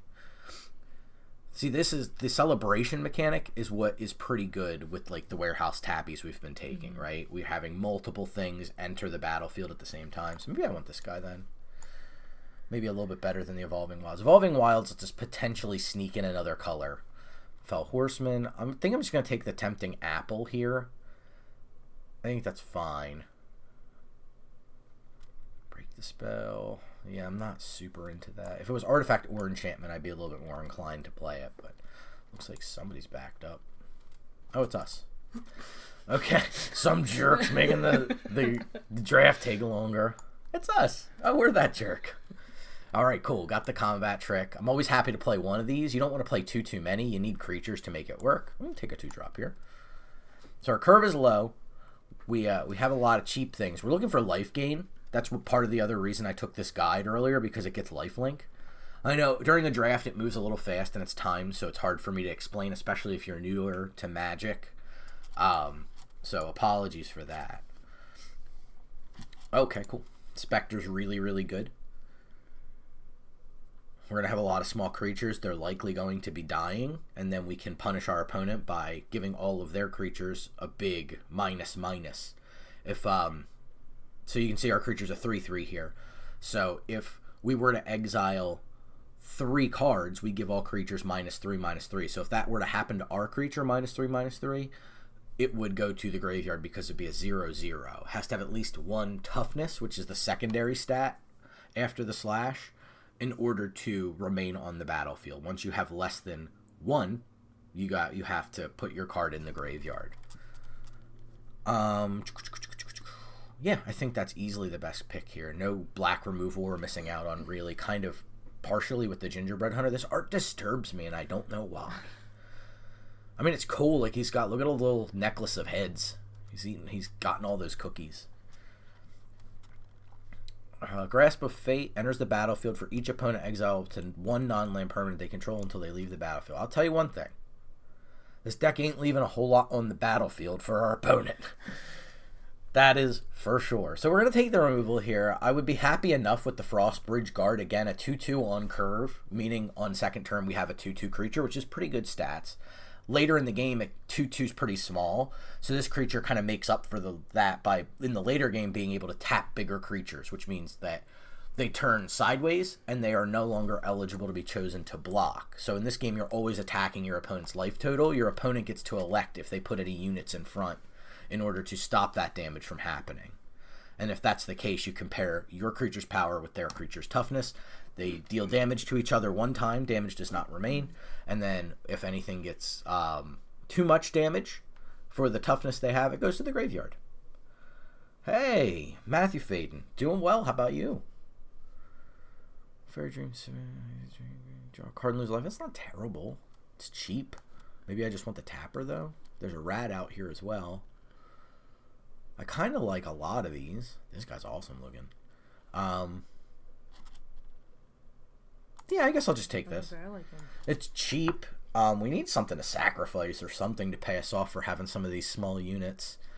We have the Princess Takes Flight, which is really good if we can pick up a different common that lets us bounce this back to our hand. Because we can exile their creature, give one of our creatures +2/+2, and then bounce this back to our hand before the third effect triggers, letting us permanently exile, which is pretty awesome.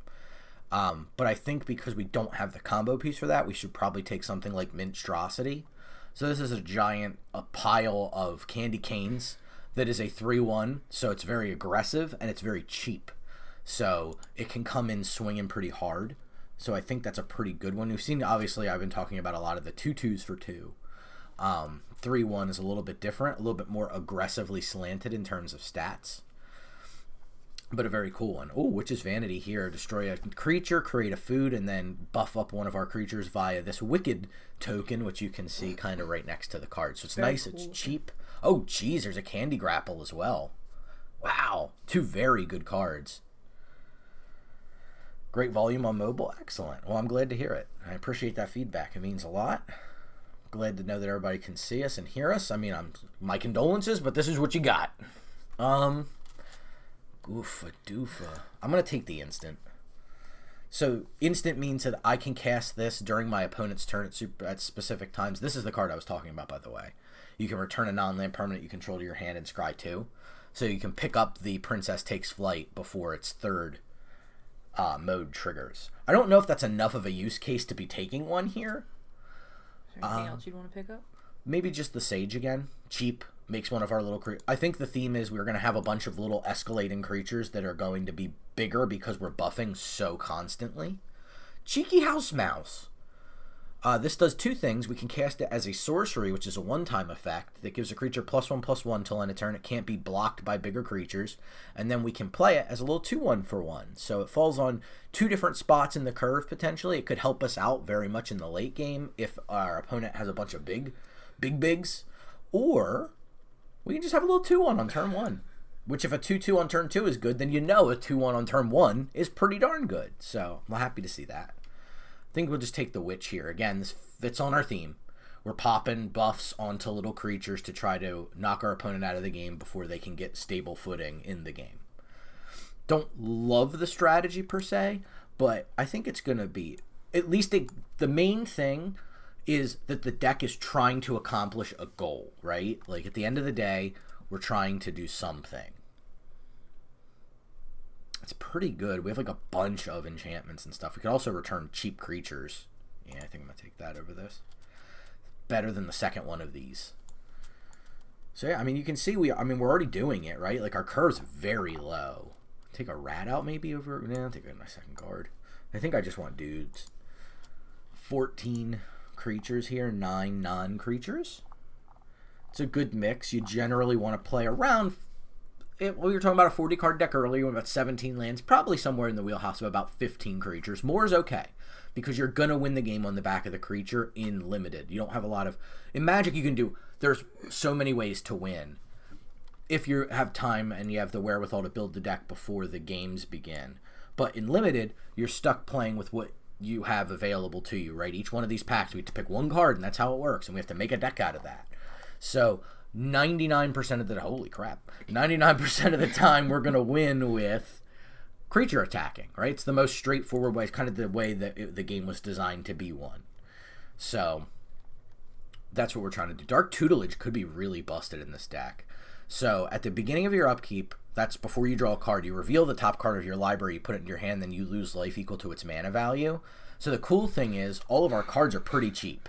We're running an aggressive deck, and the way we can win a game is we overwhelm the opponent. And we can do that by drawing extra cards, right? Like, that serves right into that strategy. When we want to be casting 2 cards on turn 4 instead of a bigger card, a card like Dark Tutelage really benefits us. And if we reveal lands, we take no damage.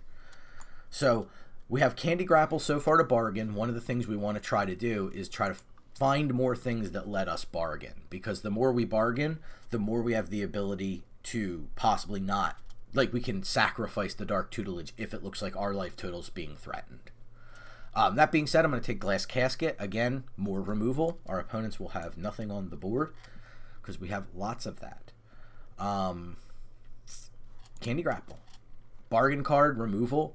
It's kind of everything we want. This is easily the most black removal I've seen in a draft, by the way, in this set. I was just drafting this last night to make sure I was well rehearsed in the set, because I haven't played this a ton compared to how much we normally play. So I've been trying to make sure I know what the cards are and what they do a little bit more specifically, and I was complaining that every time I've drafted this, the 4 or 5 times I've drafted it so far, I have not been able to find black removal being available, and currently it's left, right, and center right now. Maybe a rat out? I don't think we want Naughty. I don't know if we want this guy. Bargain card would be ideal, but we don't really have one.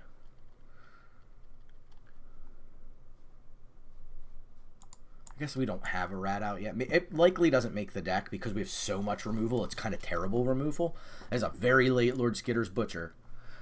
This is really good for us because we can play a bunch of little creatures on the battlefield and then use this card's... When it enters the battlefield, we get to pick one. The third mode of giving all of our creatures menace means that every creature we have has to be blocked by at least 2 creatures the opponent has, which is phenomenal for us, right? Like, it lets us go, okay, our opponent right now has a bunch of big creatures, but they have the same amount of creatures. Now, all of a sudden, out of nowhere, the opponent requires double the amount of creatures to stay alive. That's really nice for us. Sweet Tooth Witch, it's probably the take for us. It does gain us life, which is pretty important to an extent with the Tutelage? The Dawn of Hope.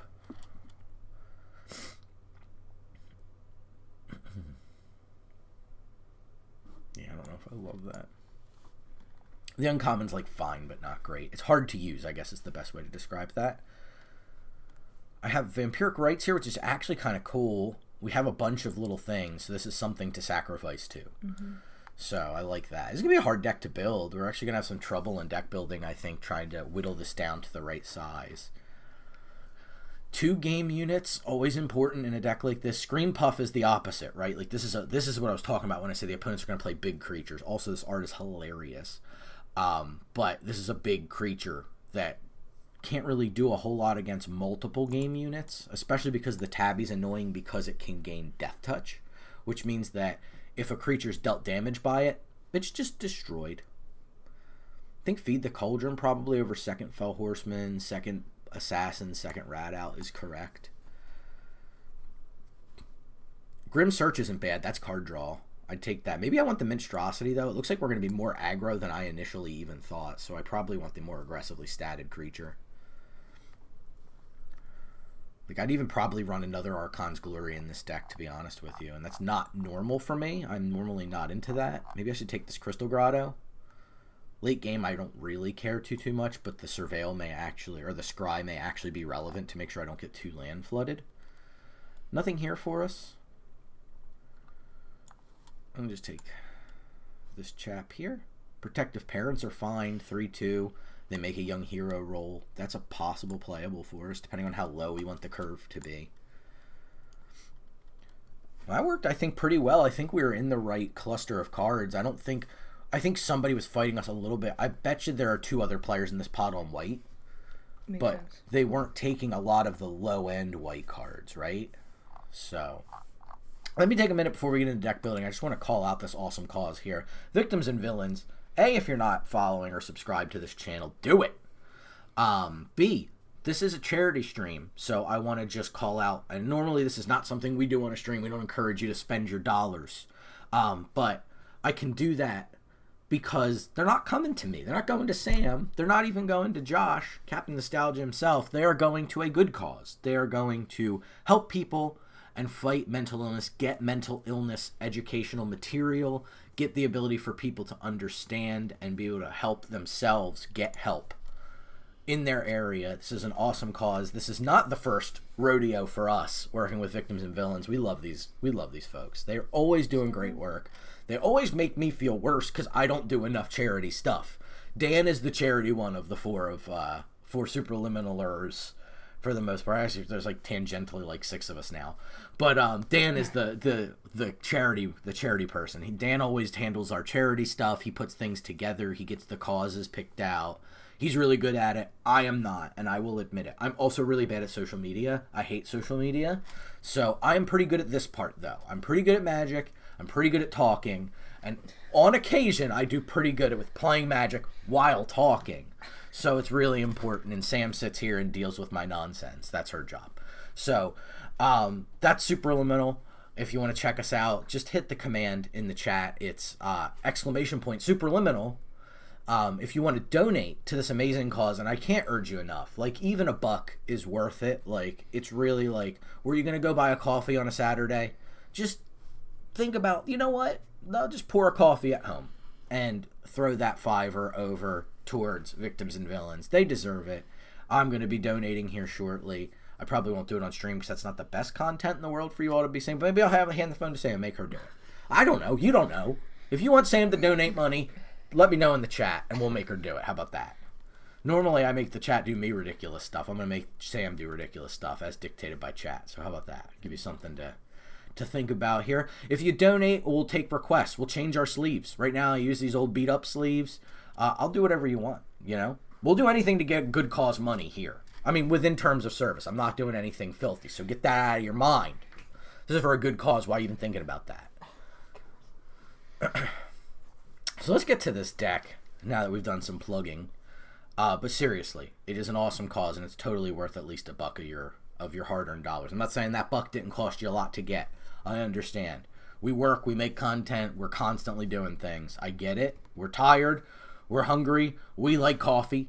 I have a coffee here. I made it so I can donate that coffee money myself. So I am not being hypocritical. I can't say it, but I'm not being it. So let's take a look here. I'm just kind of going over the curve. I definitely don't want this knucklehead probably. I don't know. If we need more 2s, I might put that one back in. It's fine. It's pretty good. I don't think I want this. What's the Grasp of Fate? Because double white. Grasp of Fate is a removal spell, if you can believe that. It hits a non-land permanent, so it's pretty important, I think. I agree with you. Double white's a little sketch, but right now it's got us at 8 and 8.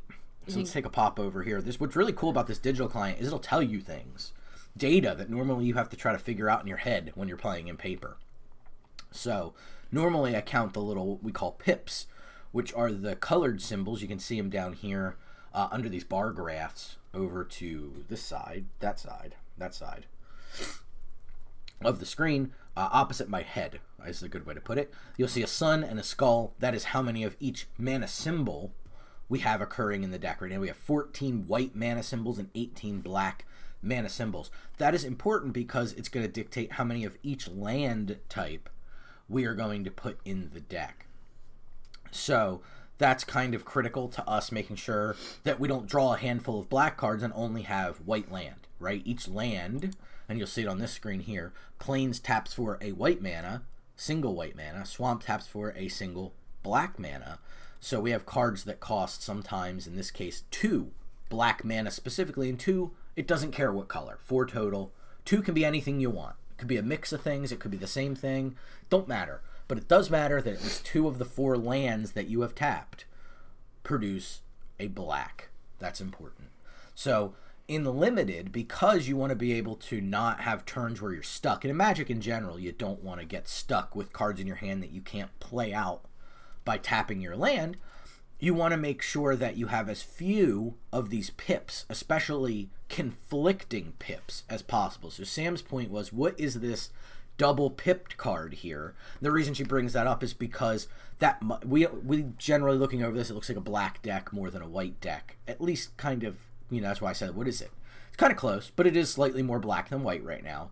Again, we have to cut 9 cards to get down to the 40, but the reason she was eyeballing this is because it's a standout being the only double white card in the deck. But my contention is that this effect is probably powerful enough and flexible enough that even though there might be times where we can't necessarily cast it, it's probably worth holding on to, because if we draw this late in the game, being able to take away their best card, no matter what kind of card it is, be it a creature, an enchantment, an artifact, anything, is very, very powerful. Like, that's the kind of card that can get us back into a game from behind.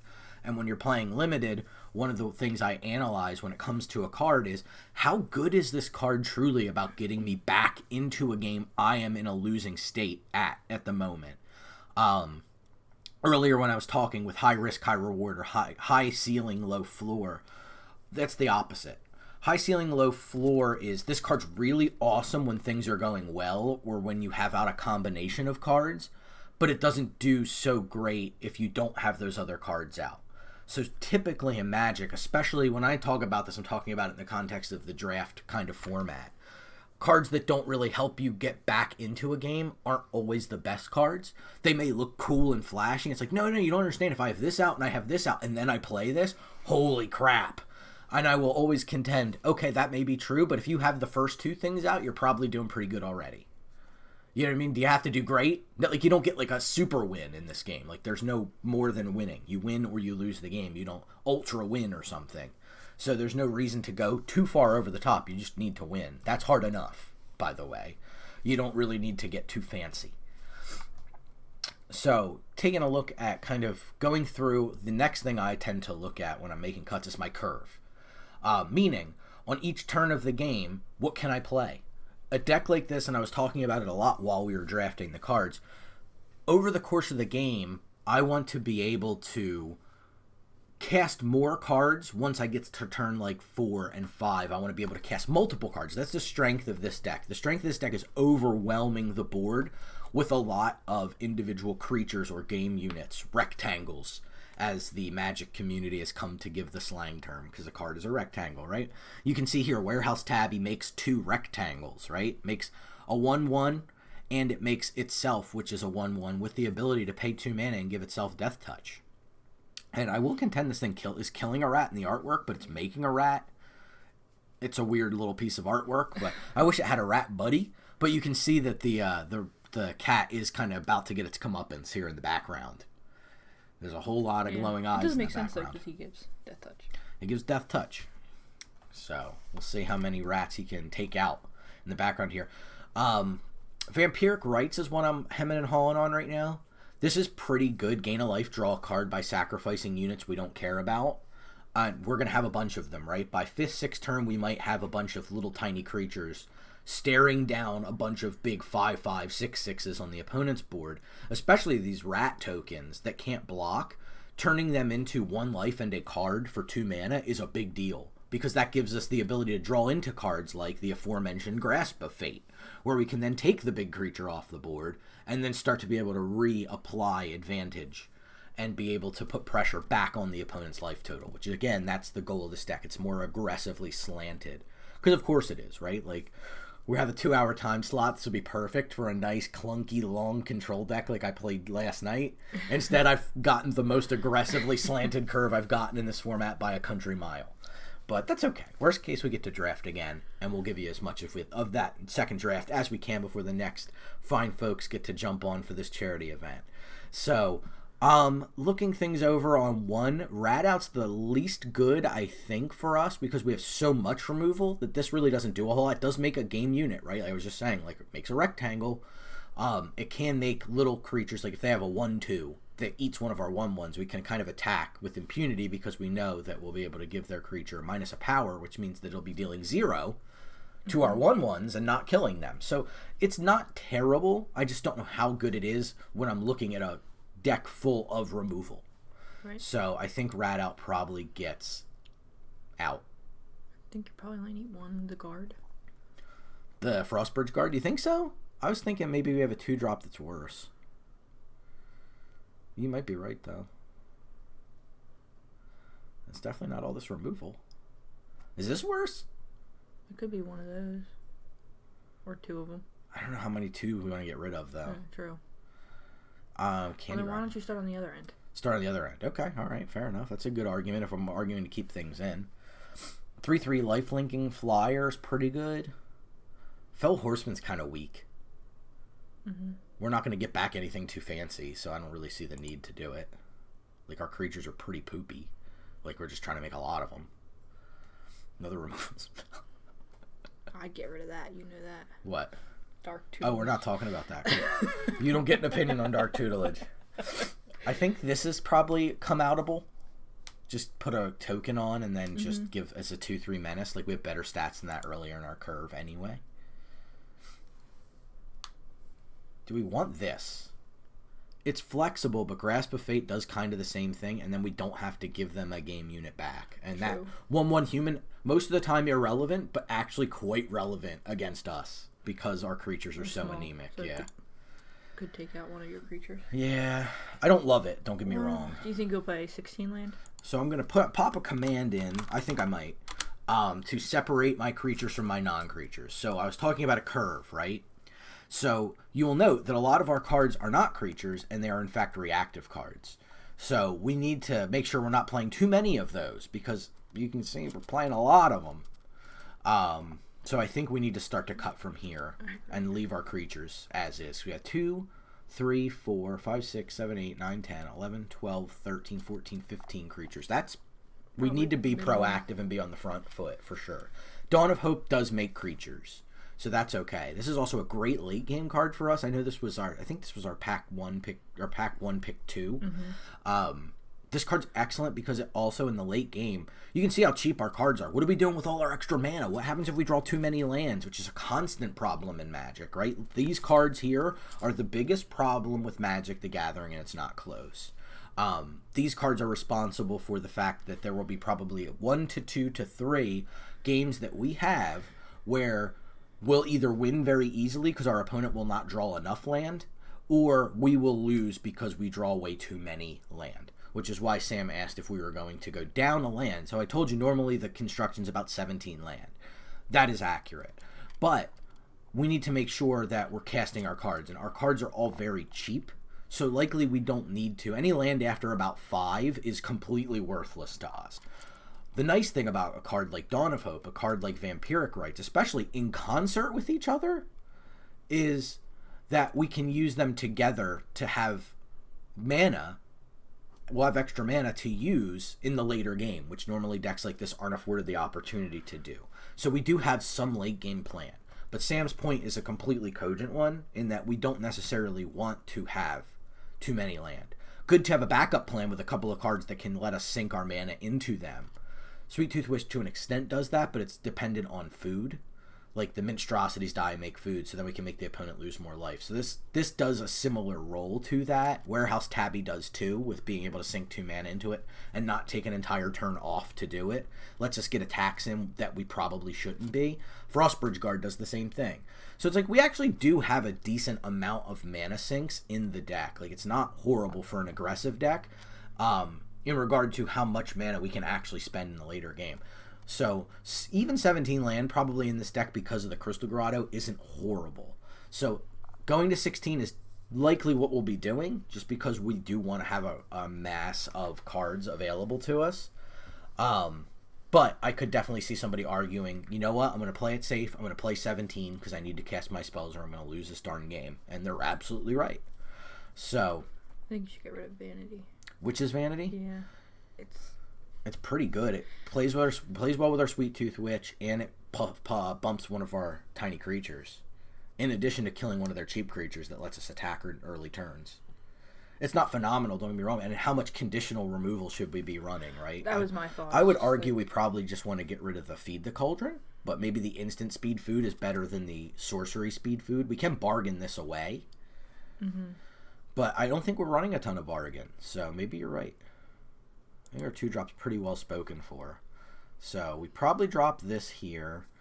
Return Triumphant's pretty good. That's the reason we can get rid of Fell Horseman, so I don't think we want to get rid of that. Glass Casket's similar. This gets rid of a conditional-based creature.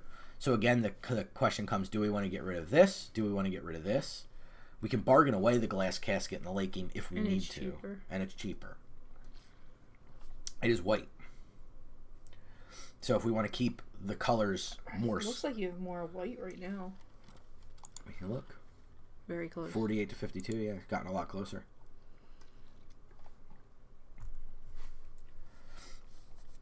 Yeah, it's a tricky bit of business here. What do we want to Still do? 3 more cards. Yeah, it's never easy. Like when you're cutting from 50 down to 40, you can probably cut the first 5 or 6 cards relatively quickly. It's those last like 2 that are the worst ones to have to do. I don't think it should be any creatures. No, I really think our creatures are pretty well laid out, right? We have 6 2-drops, 3 3-drops, 1 4, 1 5, and 4 1. So we're just a very nice curve here. And I really like the idea of being able to get this down quickly on 1. So like a lot of proactive plays on 1, a lot of proactive plays What on does this 2. do again?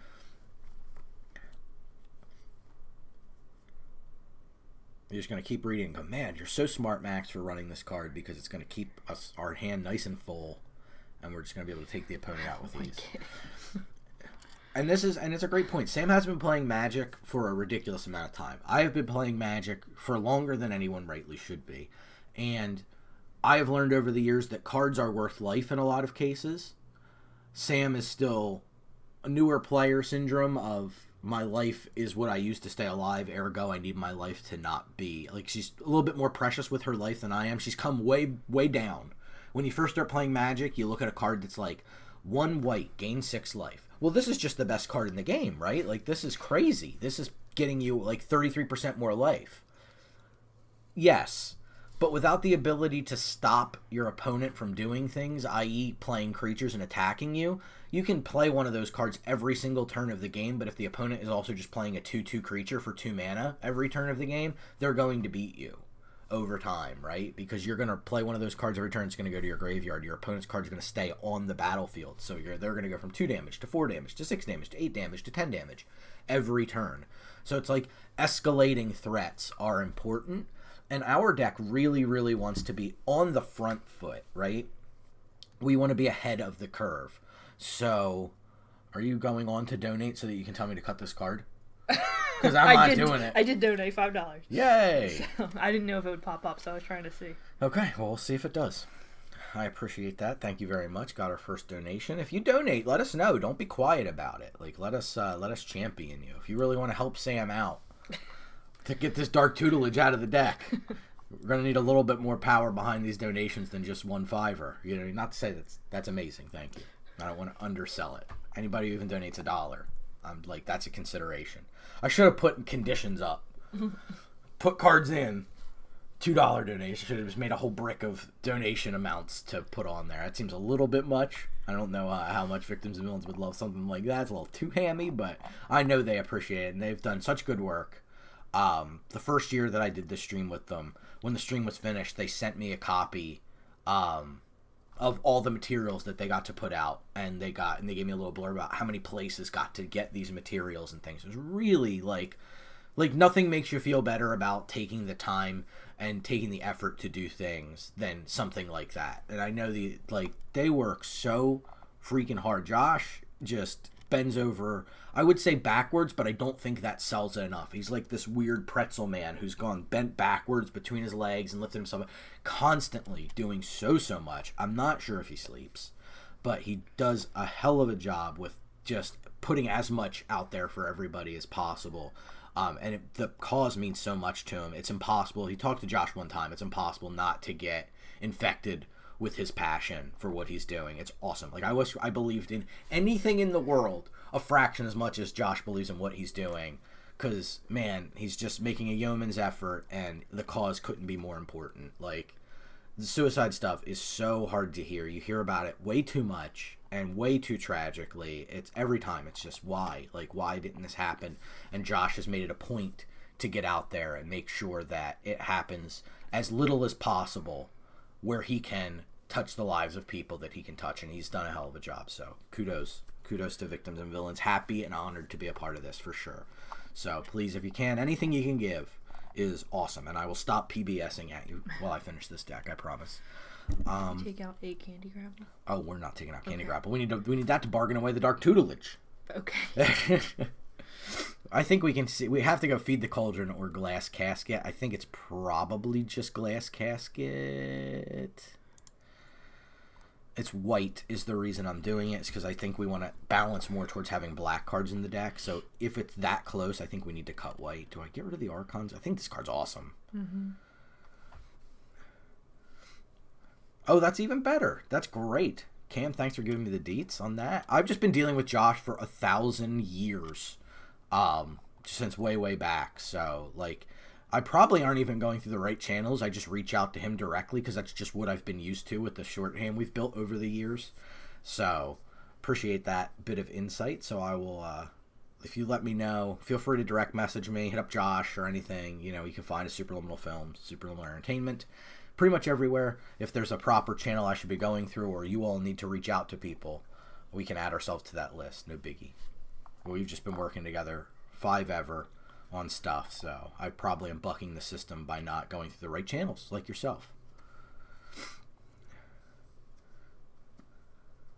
Oh, that's awesome. That's great. I love that. I love that.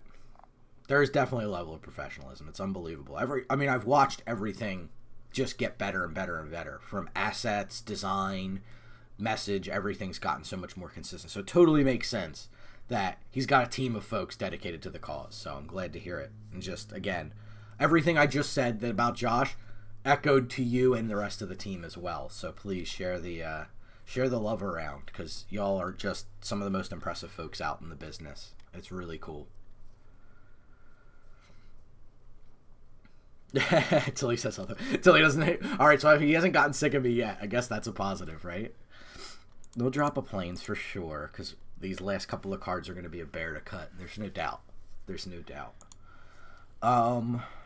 Goodness gracious, this is difficult. This is where I don't have the 10,000 hours in the limited format yet. What's that? That's the bring a card back. Basically bring back anything in our deck minus 2 magic cards. Is pretty good.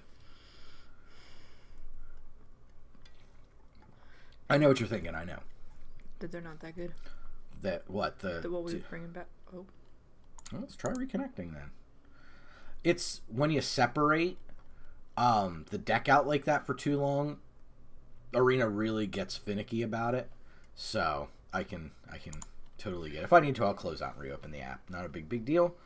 But free. I said it was free, everybody, so you can play for free. Like, give them a break. Let me close this real quick. Good news is I have 0 drop frames, so you all get to see the problems in real time. It's always that the first thing you think of is, oh, it's probably not the program, it's probably me, but Arena is, not without problems. What modern game isn't? They all launch so quickly, right? Because it's like they need to start making money as fast as they can so they can move the game into a more consistent place. And Arena's no different. Did the Arena Open start yet? The Arena Open has started. Okay, I was gonna say it could be that shifting, but well, it also could just be the amount of people that are on the game playing right now because of the Arena Open, which is a great point. So the Arena Open, while this loads up, is a bigger high stakes event. The first day is what's called sealed, where you're just given 6 booster packs, and those are yours. You get them. Here you go. You open them, and they go, all right, good luck. These are random 6 booster packs. Make a deck. So you make the deck with the boosters, and you're stuck kind of just trying to figure it out, like, oh, crap. Like, I hope I opened enough of 2 colors that I can actually play. And that's kind of what the tension is in the sealed format. The sealed format I like a little bit less than draft, because draft you get to control your own fate to an extent. Like, you can get on a color and then jump off a color pretty quickly if you need to. Like, you can identify, like, oh, that's not really going to work, so I need to jump on and, like, abandon this color and jump onto this color. Or this card that I opened is so crazy good that I need to control my fate and start to go through and manipulate in that direction. So it's a little bit more luck based than I would like. All of them are. Limited is to a large extent, right? Oh, goody gumdrops. It put everything back into the deck. All that work. That's okay. I was hemming and hawing so much, I think I basically remember exactly what we got rid of thus far. So Right back. Yep, I'll be here. Got rid of you, got rid of you, got rid of you, got rid of a lot of all of you. Nope, that wasn't one I got rid of. Let's go over here, put back in, and we got rid of you. Okay, back down to where we were, minus the planes, and it reset my planes? Oh my gosh, these are not my favorite lands. Look at my sleeves. So 7 and 8. So we gotta fix that. That's inexcusable.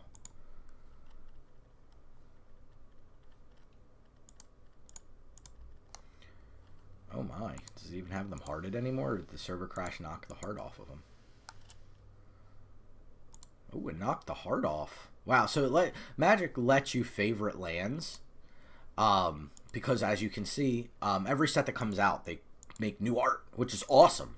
So you get to pick your favorite one. And I have been playing Magic way too long, so I like these ones because the art's awesome, right? Rob Alexander's one of the great Magic land artists of all time. Also, the border is different. This is how Magic cards used to look versus now, where they're like kind of more in bubbles.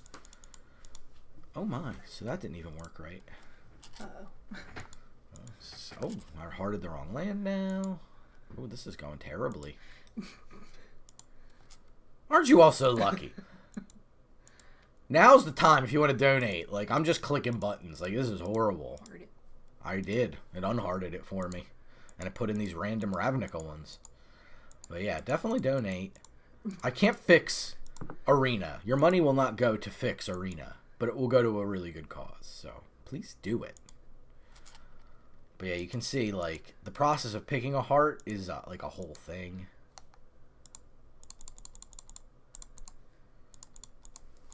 Okay, there we go.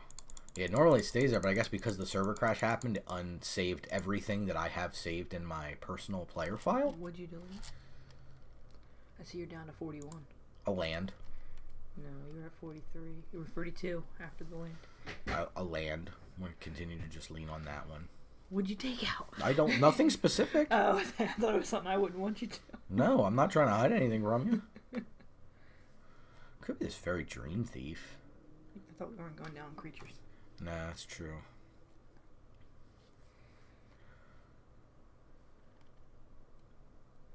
I don't think I got rid of anything crazy. Alright. I mean, this is maybe I never got rid of the land. No, you did. Did I? Yeah. There's no guarantee to that. You can't say that for sure. Let me get rid of. Okay. I don't think I got rid of anything. Did I end up cutting the glass casket, or was I just talking about it when it crashed? Maybe that might have been. Everything else looks legit, like we had gotten rid of it already. So. Okay. I just need to get rid of one more thing. Could get rid of. Well, I don't want to get rid of a creature. This is accurate. Is that extra power worth? Should I just be running a 2-drop? Maybe I just put in the Wicked Visitor. It's a black creature that doesn't. What does Protective Parents do again? They when they die, they make the Young Hero roll. It's good. The Young Hero roll's good because we have so many small creatures. It can actually get like 2+1/+1 counters, so it's like pretty good. Well, I can definitely see wanting to make the card lower. This is tough. Maybe this doesn't do enough. But I hate getting rid of a 2-drop. Our 3-drops are all pretty good. 4-drops are good. 5-drops, a best card in our deck. You can see the problems, right? It is hard. This game's hard. Maybe it's just the Dream Thief? Mm-mm. What do you like so much about it? Draws you a card later. You get the Surveil one in the beginning. It accepts the rolls really well. Yep, it does that. It's cheap. Alright. We're not supposed to be dropping creatures. I said alright. How many ways can I say alright? Should I just do this then? The Young Hero roll's really good. You already said you can return every all but 2 cards. I did. Is it 3 cards? No, just the Guide and the Spectre are the only cards we can't recur. I mean, of eligible cards. Okay. Wait, no, you did have that one. Could it be the Grasp? Maybe it is. We have... I mean, do we care about another That's permanent? true. Like that it's a heart, like a real anatomical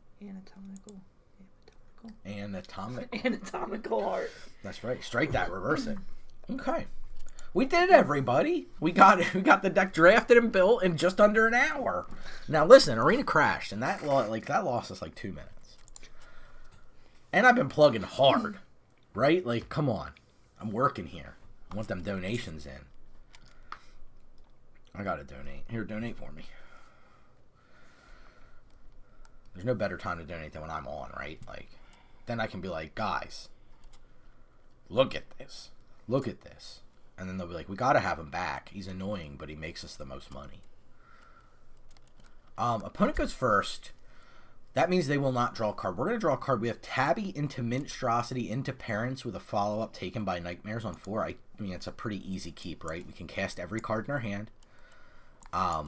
We have you can't play that.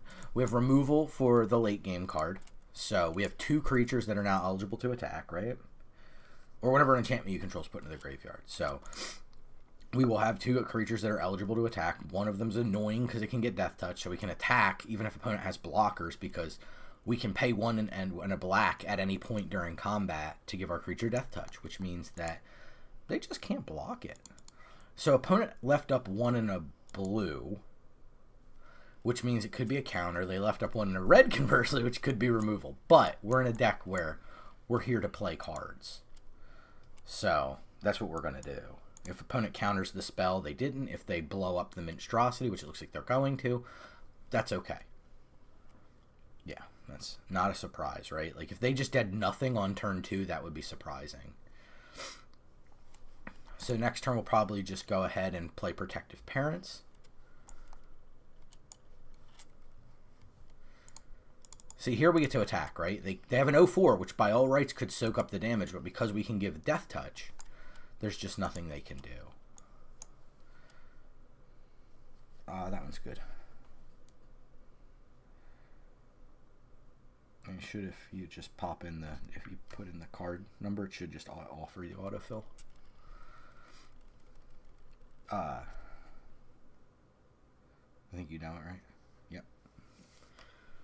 I wasn't sure until you said that. So they have a Sprite, which means they now have access to 1 and a blue counter spell if they need it. So how deep do I want to go on this is the question. I think I Candy Grapple, kill it, and then I still have the activate the Warehouse Tabby Death Touch available.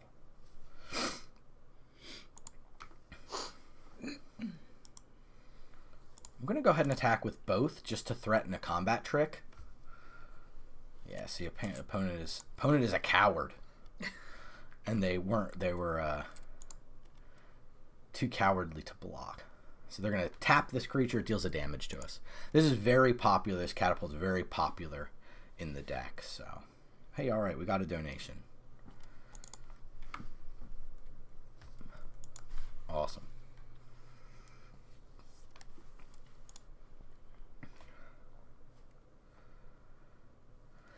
So if they send the parents to the yard, the cool thing is we'll get that young hero roll token.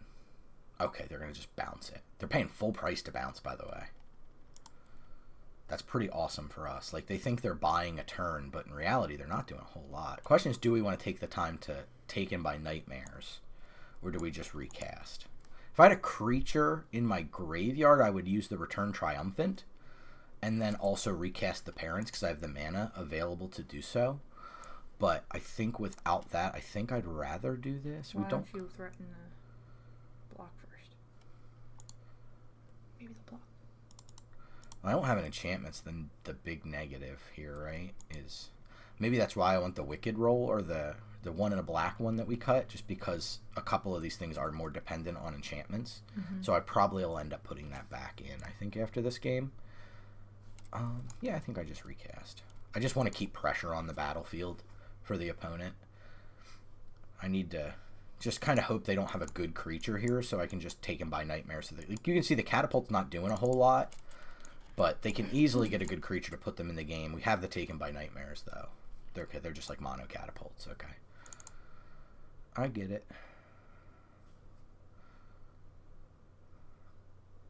Okay. It's an annoying card to have on a non-token creature because we want... Oh, geez, they have a follow-up. They're just going to kill the tabby because they're sick of it. No. Perhaps a misstep?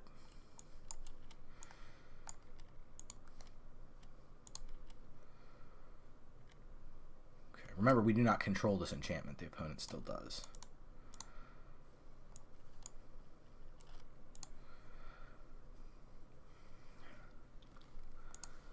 Yeah, just 2 instants in our card graveyard at the moment. Grabby. They're using it for treasure. Wow. So I guess their just turn is to untap and play the Grabby. But we can tap Grabby. Huh. Okay, yeah. Their turns just turn off for a Grabby Giant. They're tapping? That's fascinating. This is pretty good for us. We don't have enough cards in our graveyard yet, but it's a good card to have back for us. Just tap, right? I guess I tap.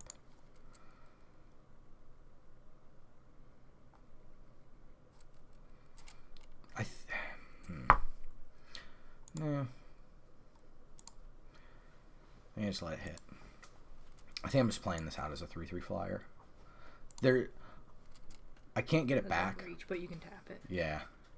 Exactly. I can then start to use the guard to leverage 4 damage, right? Like right now, the tabby becomes unblockable and the specter becomes unblockable.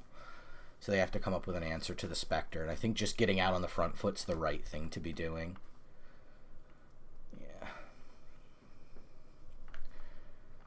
Another good draw. We've drawn a little heavier on lands than I would like with 16. And they're scrolling to the bottom. They're light on cards right now, though, right? Like, and we can get defensive with the Frostbridge guard, too. There's nothing wrong with end of turn just tapping their giant. So if they have a follow-up here, especially a proactive follow-up, okay, that's fine. That's not a big deal. They get to attack with the giant. Here's kind of the bad news. I think they're just... I feel like this opponent has been hurt badly in the past by missing a tap on their catapult, and they have done, like, to the point where they just don't even care about blockers to make sure that they don't forget to tap that catapult. It's pretty funny.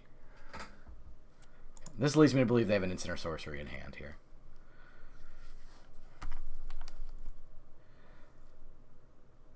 Question is, am I cool with trading... Great, never mind.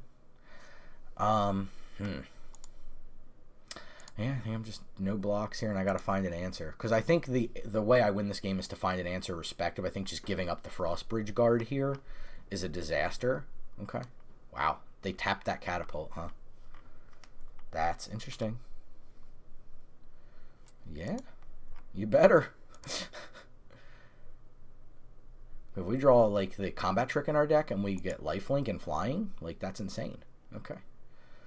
So now we can tap. Oh, it's tricky. I think we just have to kind of hope they don't have an instant or sorcery for catapult here.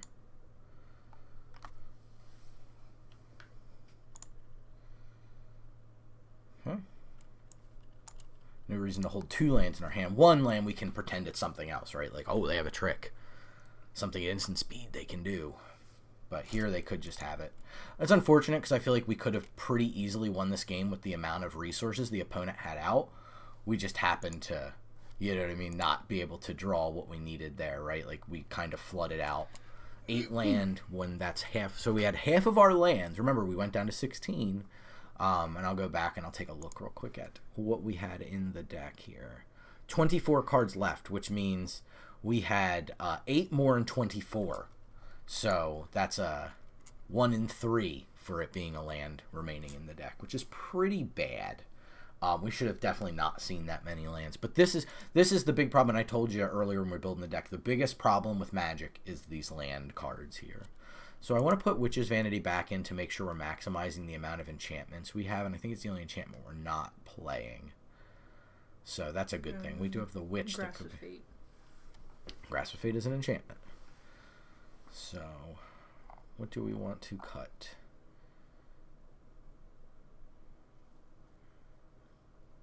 So many of these cards would have been good.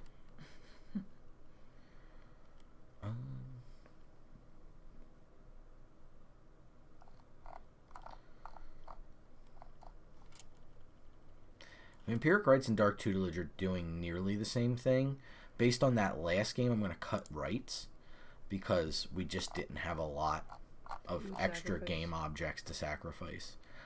I think that's good for now. Start there. One change at a time, right? We don't want to overload it and then have to walk back a change we made. So did you take out an enchantment? Huh? You took out an enchantment? To put in an enchantment, yeah, I guess I did. I only have so much wiggle room, or else I'm cutting creatures and we're not going to be proactive enough to win a game. Up against Taco Slayer.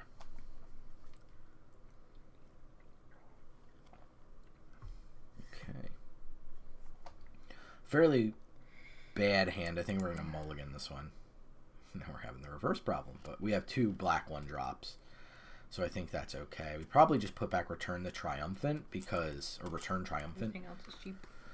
Everything else That is too, but yeah, it's not like we're itching to get back any of these creatures. Like the Dream Thief, probably the best one, and that has an effect already. So I'm just going to start with that. It's evasive. It's hard to deal with. Oh, we definitely don't want that.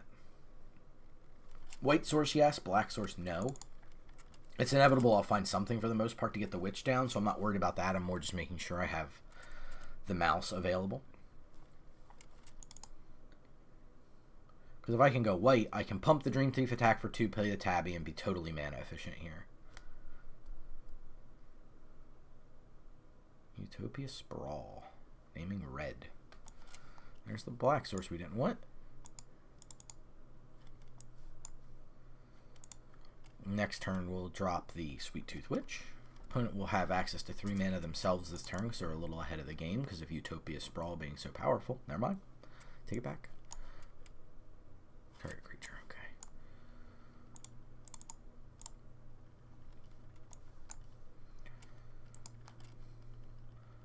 So if they play a small creature, we're in okay shape. If they play a big creature, we're in trouble. So they're the full Jund. But not surprising to see green base with the ability to splash multiple colors. That's kind of what green's power is in this set, is its ability to let you play multiple different colors. Like I said, 2 is about right, but in this set, maybe their splash color is black, and they had the cottage, and they're just playing a little bit of black for maybe 1 good black card or something like that. So they're probably going to make the human token. That's good, because we get to pop it off with Witch's Vanity. It's kind of exactly what we wanted. seems like they're really ramping for something.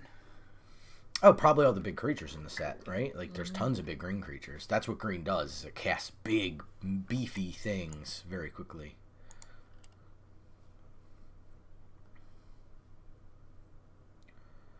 Could be a rat out here.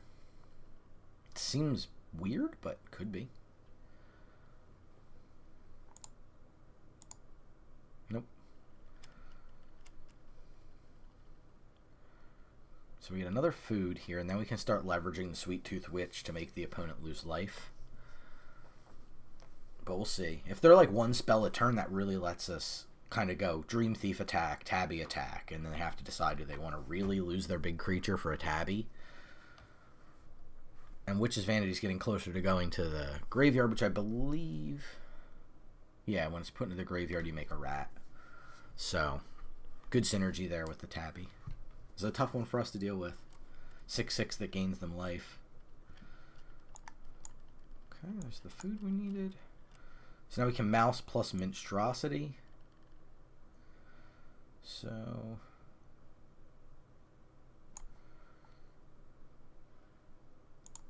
we want to target the witch. And that allows all of our creatures to attack. So they block the Tabby, they trade, they cannot block the witch, they cannot block the thief. So they're just stuck blocking the Tabby if they want to. Seems like a bad deal for them, yeah. Okay, and we play Monstrosity. And you can see kind of the power of a lot of little creatures now, right? Is they can't block, they can't attack right now. If they attack, they're going to take pretty much lethal because I activate the witch and kill them. So they lose all their life, right? Like, that's a problem. So they can't really do that because we're kind of overwhelming them with small creatures. So they need to come up with something to wrestle back an advantage. Gaining life, obviously, cards like the Glutton are pretty good because it's a good blocker, and it gains some life. So if they cast another Hamlet Glutton, that's problematic. The good news is they had to bargain away their Utopia Sprawl, and they don't have enough mana to cast another right now. So that's pretty awesome. If they swing, I will be surprised. All their mana available.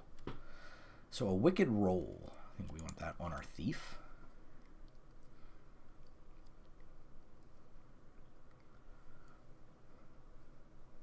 So now we're going to get a rat token from our warehouse tabby.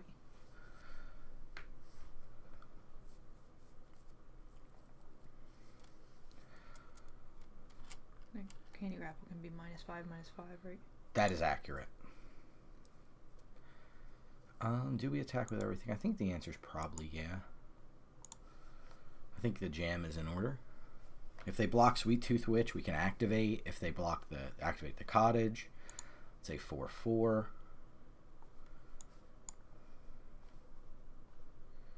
Bargain. Yep.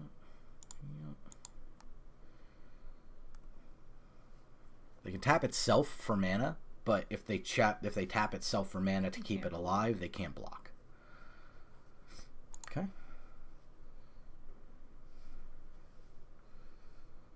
Comes back as an unanimated land, still can't block.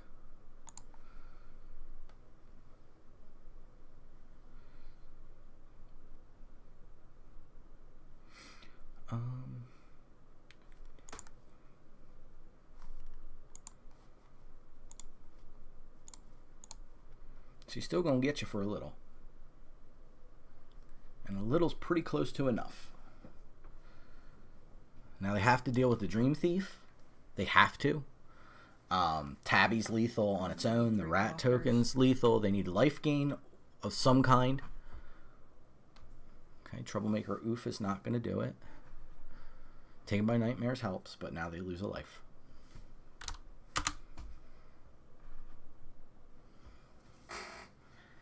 Yep. Tricky. How did it lose the life? Wicked. The Wicked Roll. Okay. That was a good one for us. Glad I got to show everybody what the deck was supposed to do at least one time. So that's a win. That's a streamer win. Yeah, I don't know all the Wicked rolls or all the rolls. There's so many cards. Every little in this set, it's interesting because every token, except for human, I think has text on it. Rat can't block. Like every little token has. I think it's humans the sole exclusion, and I may be wrong off of like a rando card or something, but the cards in the set, and this is pretty true of Modern Magic. The cards have so much darn text on them. It's crazy. I'd love to have gone first. Warehouse Tabby just showing up for us every game. I got you, buddy. You have 2 of them. One of them's always there for us. Protecting the house. Just attack here. Play Minstrosity. They may have removal for it or a blocker or something. That's okay. We got Candy Grapple here. We got Witch's Vanity here. Greta. Mana value 2 or less won't do it, but Candy Grapple will. And you don't even have to bargain, right? Yeah, -3. No, do not have to bargain.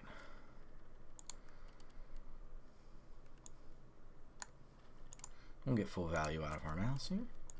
This next turn, if we don't draw a land, it lets us mount plus Vanity potentially as well.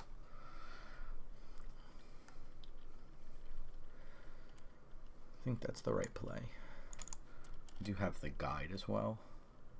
2/3 for 3. Okay, well, I guess the same play is in order. It was good last time. It's probably good this time, right? Sometimes just destroying all their creatures and continuing to play an annoying amount of small creatures is enough. Okay, 5 mana. They have a food at the ready. So they could go food, small creature would be great. If they went 2-drop, 2-drop, no, they're going big, and fighting. Probably the Minstrosity. Makes you a food token. Does make me a food. But now we have to figure out an answer to that, Chucklehead. Let's play this, right? do that. I can You attack with the yeah. warehouse tabby here. See if they choose to block. Probably not. 10 life's high enough that typically they wouldn't block this.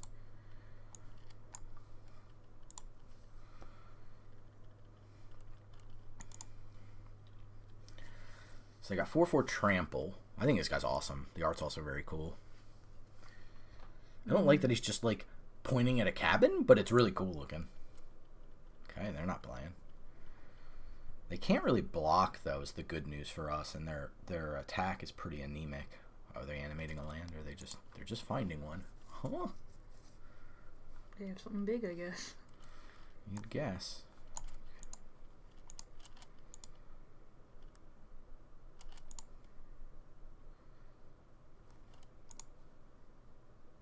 Yeah, I mean, if you have a trick, I'm down.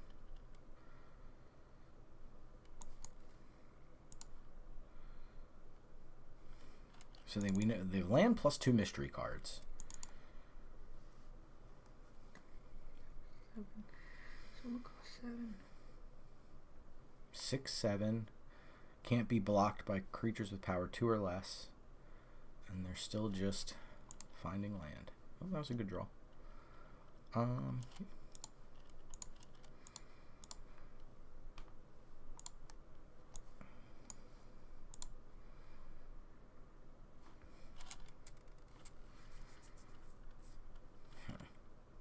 Is this the turn to play this? Create a food token. Yeah, I think so. I think this is the right answer. Because if we draw land, I want to jam this thingy. Mm-hmm. So I think now's the time to do this, even though we lose value on it. I mean, opponent's got 100,000 cards in there, or 100,000 land out. So they have big creatures. They've illustrated that. Oh, that's their creature. Returning Triumphant with Greta. That's bad.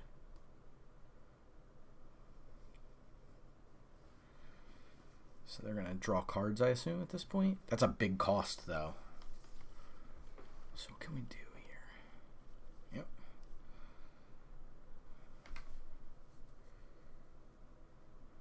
Putting a clock on us. Makes sense. Okay. Food token's pretty good here. How much mana do you need to tap? 3. Okay. 3, activate food, puts me down 6, up to down 3, down 9. Yeah, I think I tap. So what I'm trying to determine is, can I get the opponent to 0 before they get me to 0? I think the answer is yes with this line. So I'm trying to not stay alive, I'm trying to win, right? Like I can't stop that 6/7 with my creature suite. Okay. So they're just attacking with Greta. Yep. Yep. What's the follow-up, though? So if the follow-up's not great, we're in okay shape. If the follow-up is... That's... Okay, that's why they attack with just Greta, because they're going to sack the... So if these creatures are legendary, so they're only allowed to have 1. So now they can sacrifice their food to gain 3 life. Interesting. Why didn't they attack with Greta and the Vanguard? Because they're at 4 and they didn't want to, probably. Wicked Roll. Probably the mouse.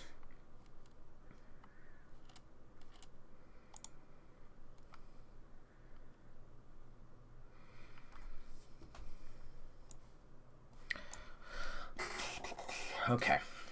So if we get rid of the 6/7, we can attack with the mouse, and that is it.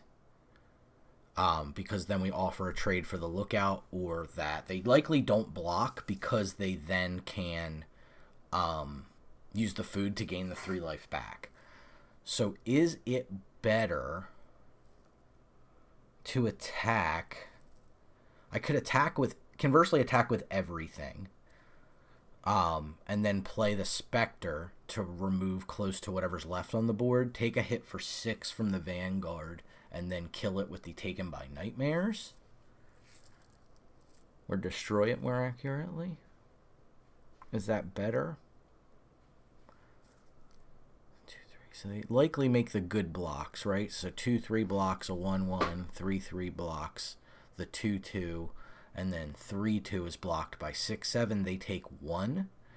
They probably just take the tabby hit, and then we have Cheeky House Mouse, Frostbridge Giant, Mint Struthers. We have plenty of creatures to wipe the board, potentially. We could even probably take out the Vanguard that way. What do you think? You have 7 creatures? They're going to block with it. Oh, okay. So you're saying doing it after combat? Man, were you not listening? I was thinking of what you should do. Okay.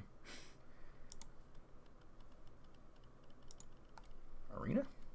Doesn't seem to be me. I think it's on opponent. Because they do have a game action, okay. Like, huh? It's like, Arena going to do that server thingy? That'd be bad. I'm in the middle of a long decision in the middle of a game.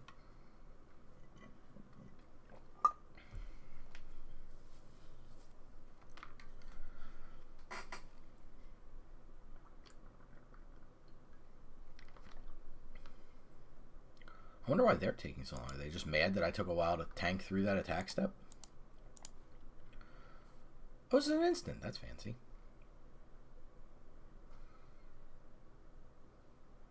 Really? Well, that's surprising.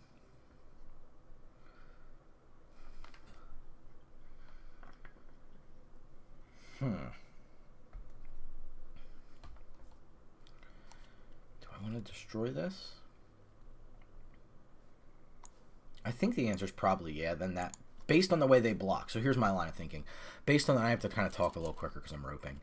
But based on my line of thinking, as I destroy this, they just have this, which is easily cleaned up by this. Mm-hmm. So I think that's the route we're going to go. We do control an enchantment right this moment on the Cheeky House Mouse. So I would rather take advantage of the Scry 2 as well. So I think this is fine. Follow-up creature after the Spectre goes. Another enchantment goes, so we make another game object. Okay, and that puts the opponent back up to 5, but very much on the back foot, right? Like, they have no cards in hand, they're on the top of their deck. Means the Spectre's pretty good. Even just poking them with the Warehouse Tabby and the Rats might be a good enough reason to just cast Monstrosity, right? They might just take out a Rat here and take 2. Yeah, play Monstrosity instead of the Spectre. I'd rather use the Spectre to get multiple of their game objects off the battlefield. Yeah, like, see, the Spectre looks a lot better all of a sudden, right? So they're going to draw a card here. So if they play another small creature and they think they have the board locked up, they have another thing coming. Yep. Okay. Bad news is they get to draw 2 cards that turn. If they didn't get to draw the cards, I'd feel a little bit more comfortable about the position I was in.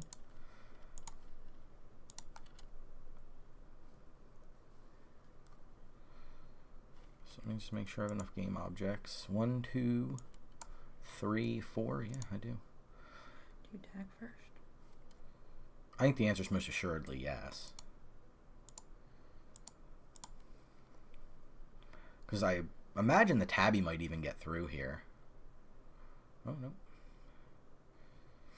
Okay.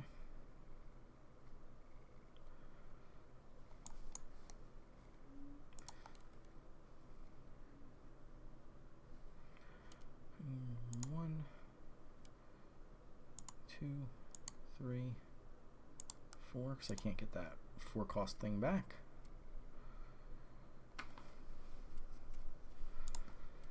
Okay, 3/3 flyer. Can you answer this? No, you cannot. Cool. All right. Managed to navigate that one. Good deal, good deal. We'll rank up.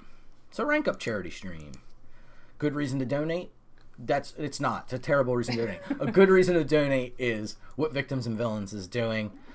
Can't sing their praises high enough here on the stream. And I know I've been nagging, but that's what they put me on here to do. It's not.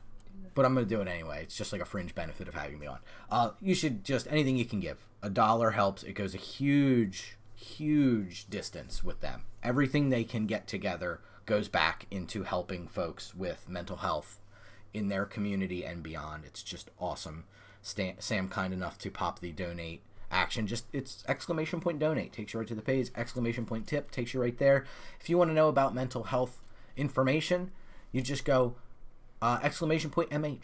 Get you all the mental health material you could possibly need and more. I am sure it's really awesome. It's important stuff. Can't emphasize that enough, really. All right, so we have Dawn of Hope for the first time. We have Minstrosity, but we have no 1-drop. We have no cat.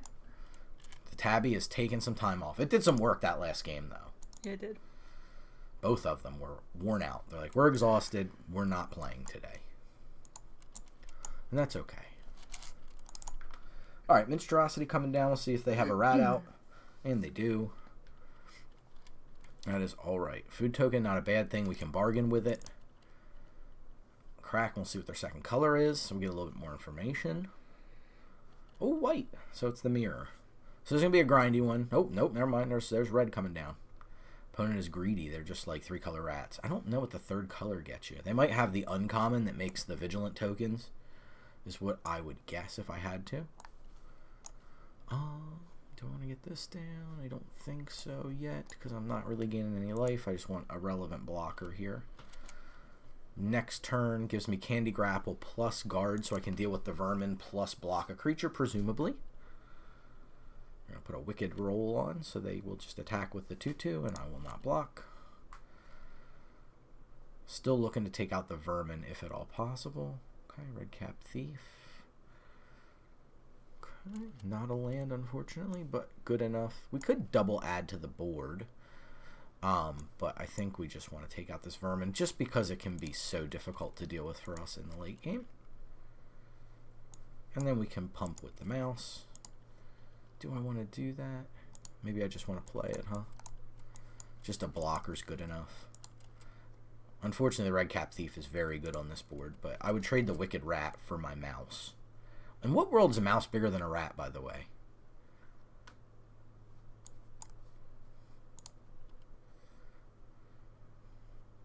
Could have double blocked the Red Cap Thief, but a trick just kind of wrecks us. We're making more critters and playing the thing out. Okay. Okay, so we can play Guard here. Hold up Candy Grapple, I think is the right play. Could get down Dawn of Hope. It just doesn't seem like we're going to be gaining life outside of the food token.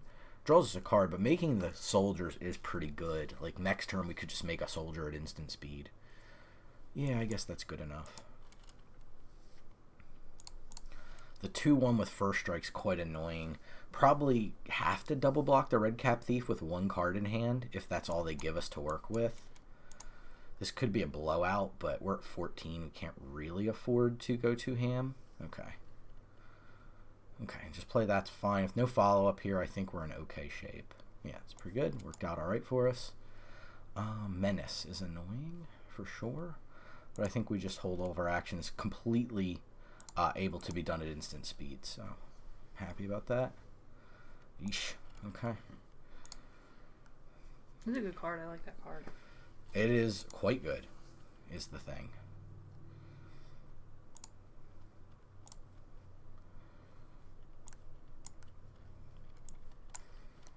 Take 3, 4, 7. 5, 6, 7. Gain 1 back.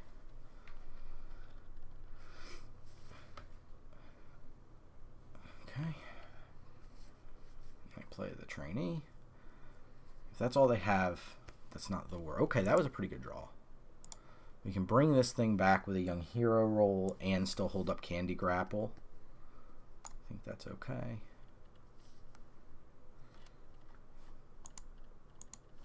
I think we have to bring this one back.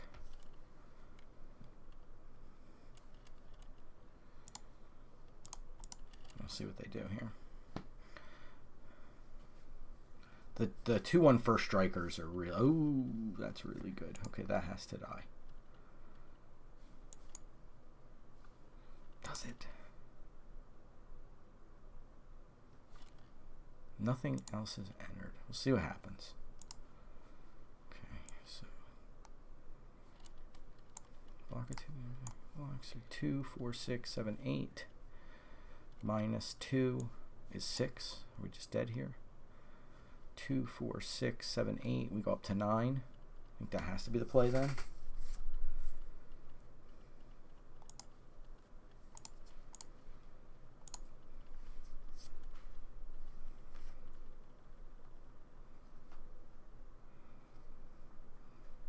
Okay. One blocker. We could go up to 2 and kill. We get to -3, -3. We block a 2/1, block a 1/1. We take 3, go up to 2. Is that right?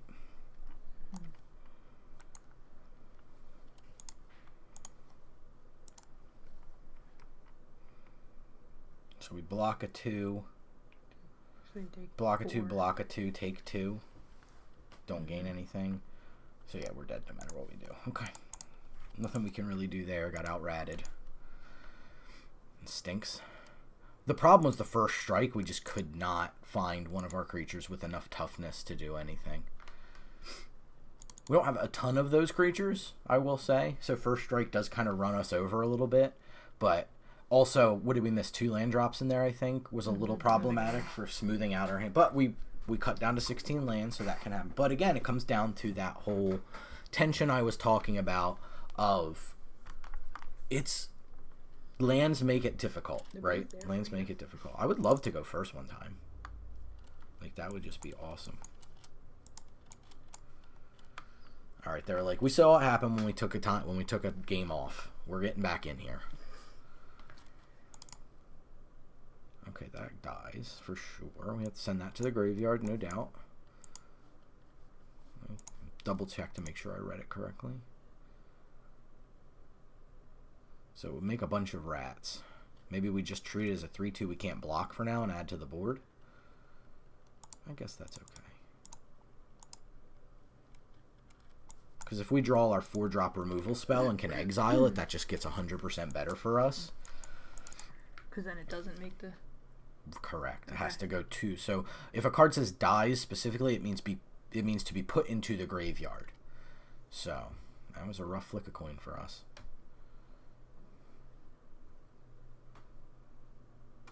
Okay, Sweet Tooth Witch is a pretty good draw. So we could double spell and deal with the rats, but like we don't really have a lot of ways to do that, so I don't think we want to go down that road. I think we'd rather just establish this card here. That lets us leverage the food tokens into life loss if we can front foot. But opponent's doing the same basic thing as the previous one, where they're kind of just ratting at us. So that's problematic for sure. Like, they start just making 1/1s and we can't block. Like, the negative to our plan is if they, like, we don't find our exile spell the next couple of cards, and then they play something like Impact Tremors. And it's like, oh goodness. Yeah, so here comes the trainee stuff. We still have 2 mana. Yep. And there's the trainee itself. That's not terrible here.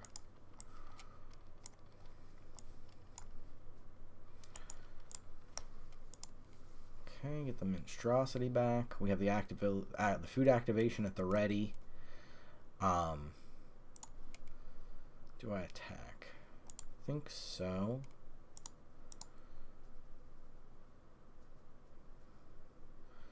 They can't really block unless they wish to trade with the trainee itself. I'm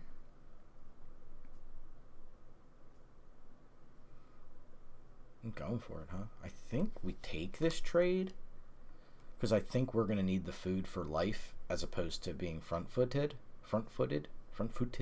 Mm-hmm. Yeah, okay. Oh, you want Candy Grapple? Candy Grapple, activate food. Activate Death Touch, I think is a little bit more important. There'll be turns for this. Okay, now's our time.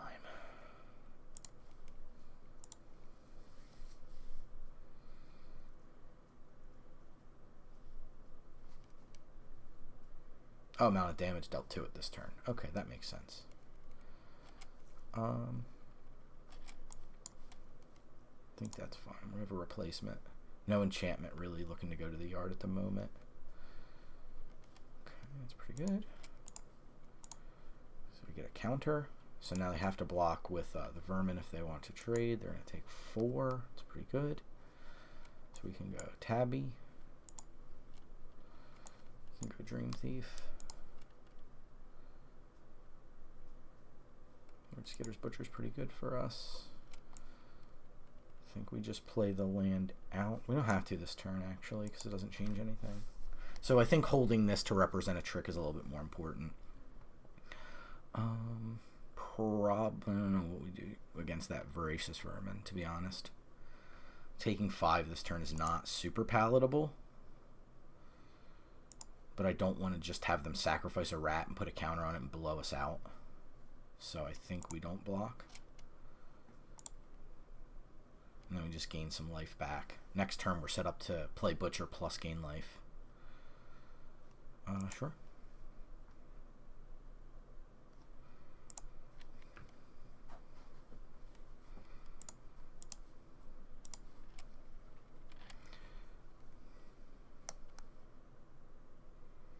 $14 to $11. It's just a question of how much do we feel like racing. Scry 2 draw a card's probably pretty good, so I think we probably just attack with the rat and then sacrifice it to the Butcher. We can hit with Dream Thief as well. Not itching to trade those resources off. I would auto tap this one. Auto tap trying to make us use black when I'd rather use white with 1 in back in hand. I think sacrifice a creature, draw 2 is correct. Yeah, I'll take that. Don't need the land for sure. This is 3, correct? Yeah, just out of reach. It's going to get a little bit bigger.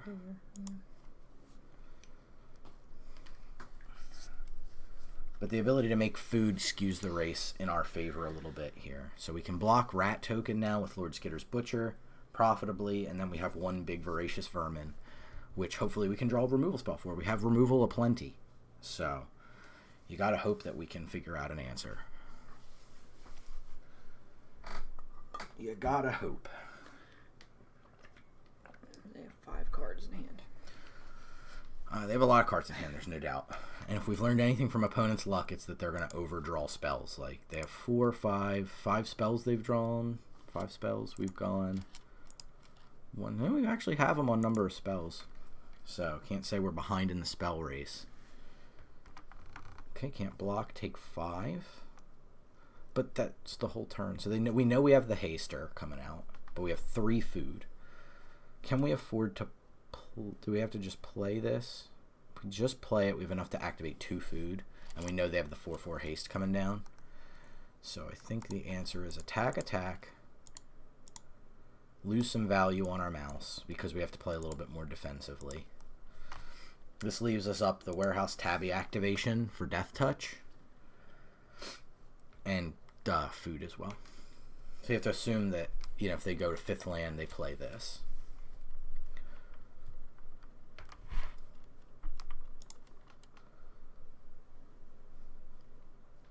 Let's activate this. See if they have a response. You want to do this activating of the food when your life total is at its highest, because if you do it when it's too low and the opponent has a trick that deals damage to you, that's big trouble. Do I care about blocks? I don't believe so. Not with another food activation. So they may have a trick here? I'm not really sure. Okay. I think that'd be an odd time for a trick on a single attacking creature. Maybe they're just hoping for a block. Just grabby giant. Okay, it does have reach.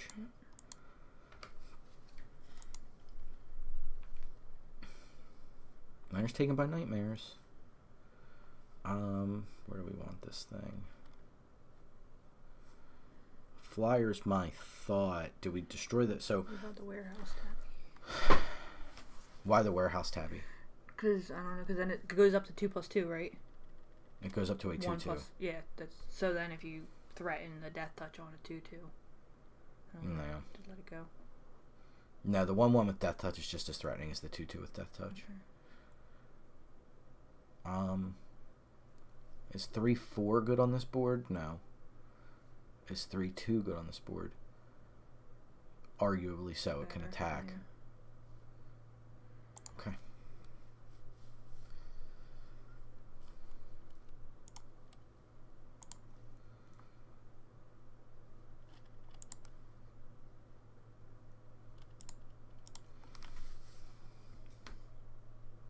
It's pretty good for us.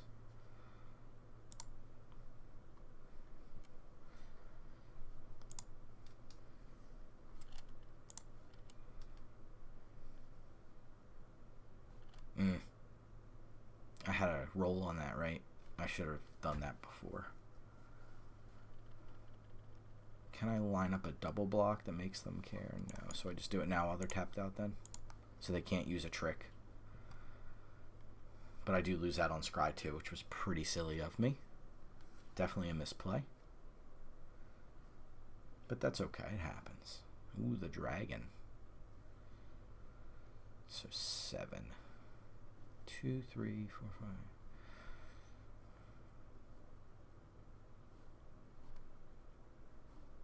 They can block one of them. So it would likely be Lord Skitter's Butcher. Then they take 1, 2, 3, 4. Go to 3. But we're down a creature. So I think we just keep threatening with Warehouse Tappy for now.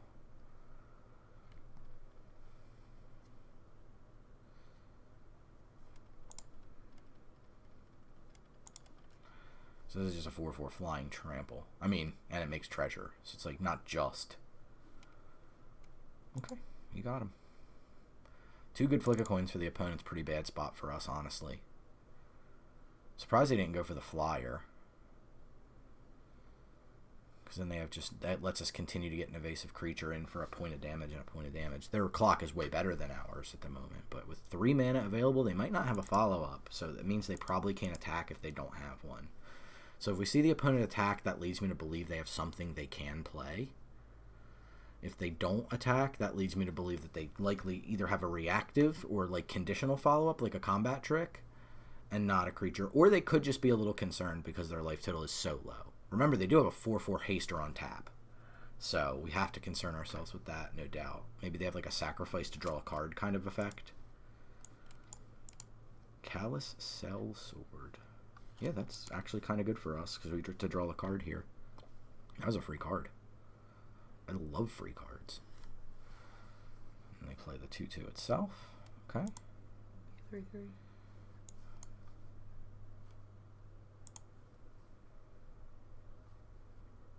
Dawn of Hope is decent. I just need to do this now while I have the mana to do so. Okay, that's not terrible.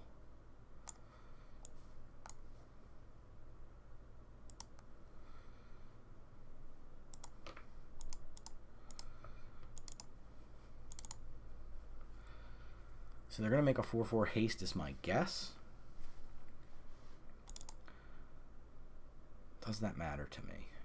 That's 4, 8, 9, 10, 11. It's not lethal, so we'll see what they do here. If they get itchy. Okay. Just the dragon. They get a treasure. Makes sense.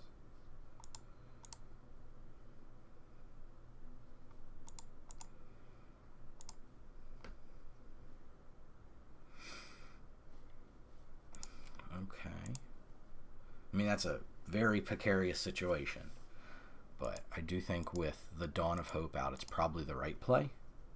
So they just block Lord Skitter's Butcher most likely. And it doesn't matter what other thingy.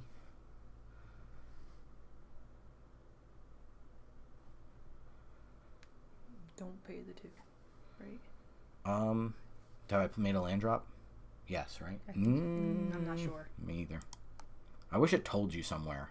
Like in Magic Online, it says if you made a land drop or not. Decline. Yep, I did not. I didn't think I did, but like you said, why risk it here? So we do need to remove a full 4. Do 1, 2, 3, 4. Aiming for ones we can't return with Return Triumphant for the most part. Might as well play this with Dawn of Hope out. The closer we get to 8 mana on board, that means 2 tokens a turn.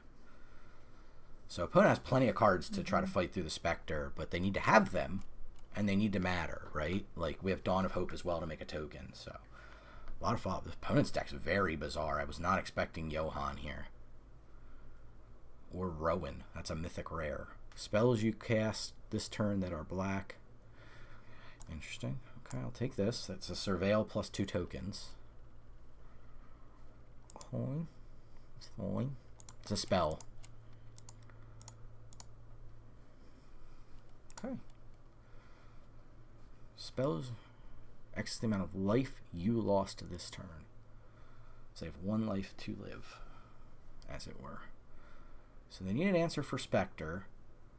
If they come in with everything, the question is how aggressive do we get with blocking with 1/1 tokens? The answer is quite. I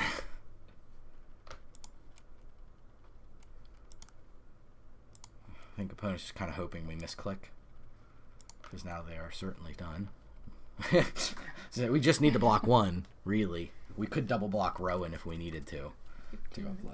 15 minutes. We got some wins to get or another loss to take. I just want to thank everybody for real for being here through the charity stream. Really appreciate that. I don't know how many folks we got hanging out with us. I don't know if you see that on your phone.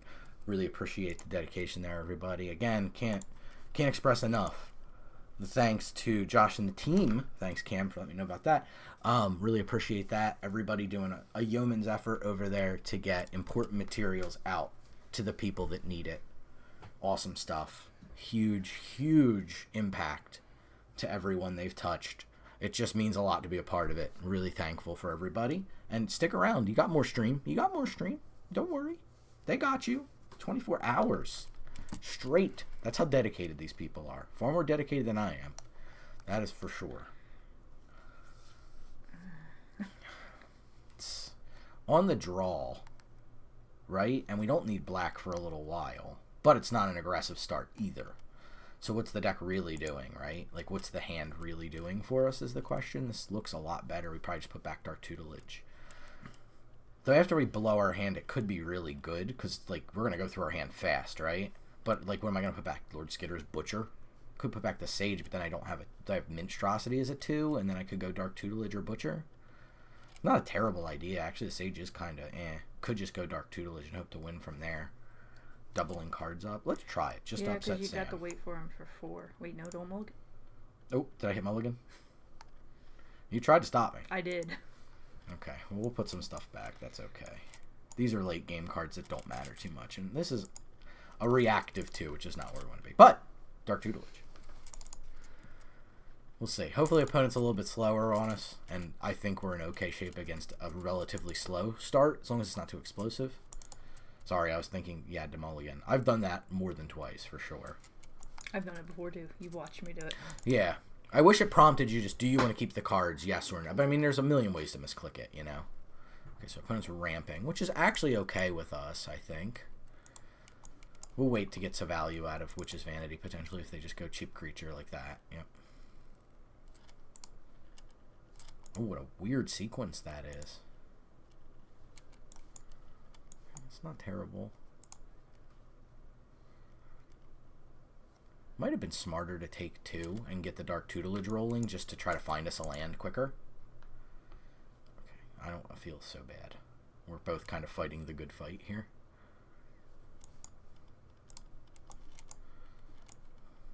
Okay. Now you gotta believe we hit a land on this next one, right?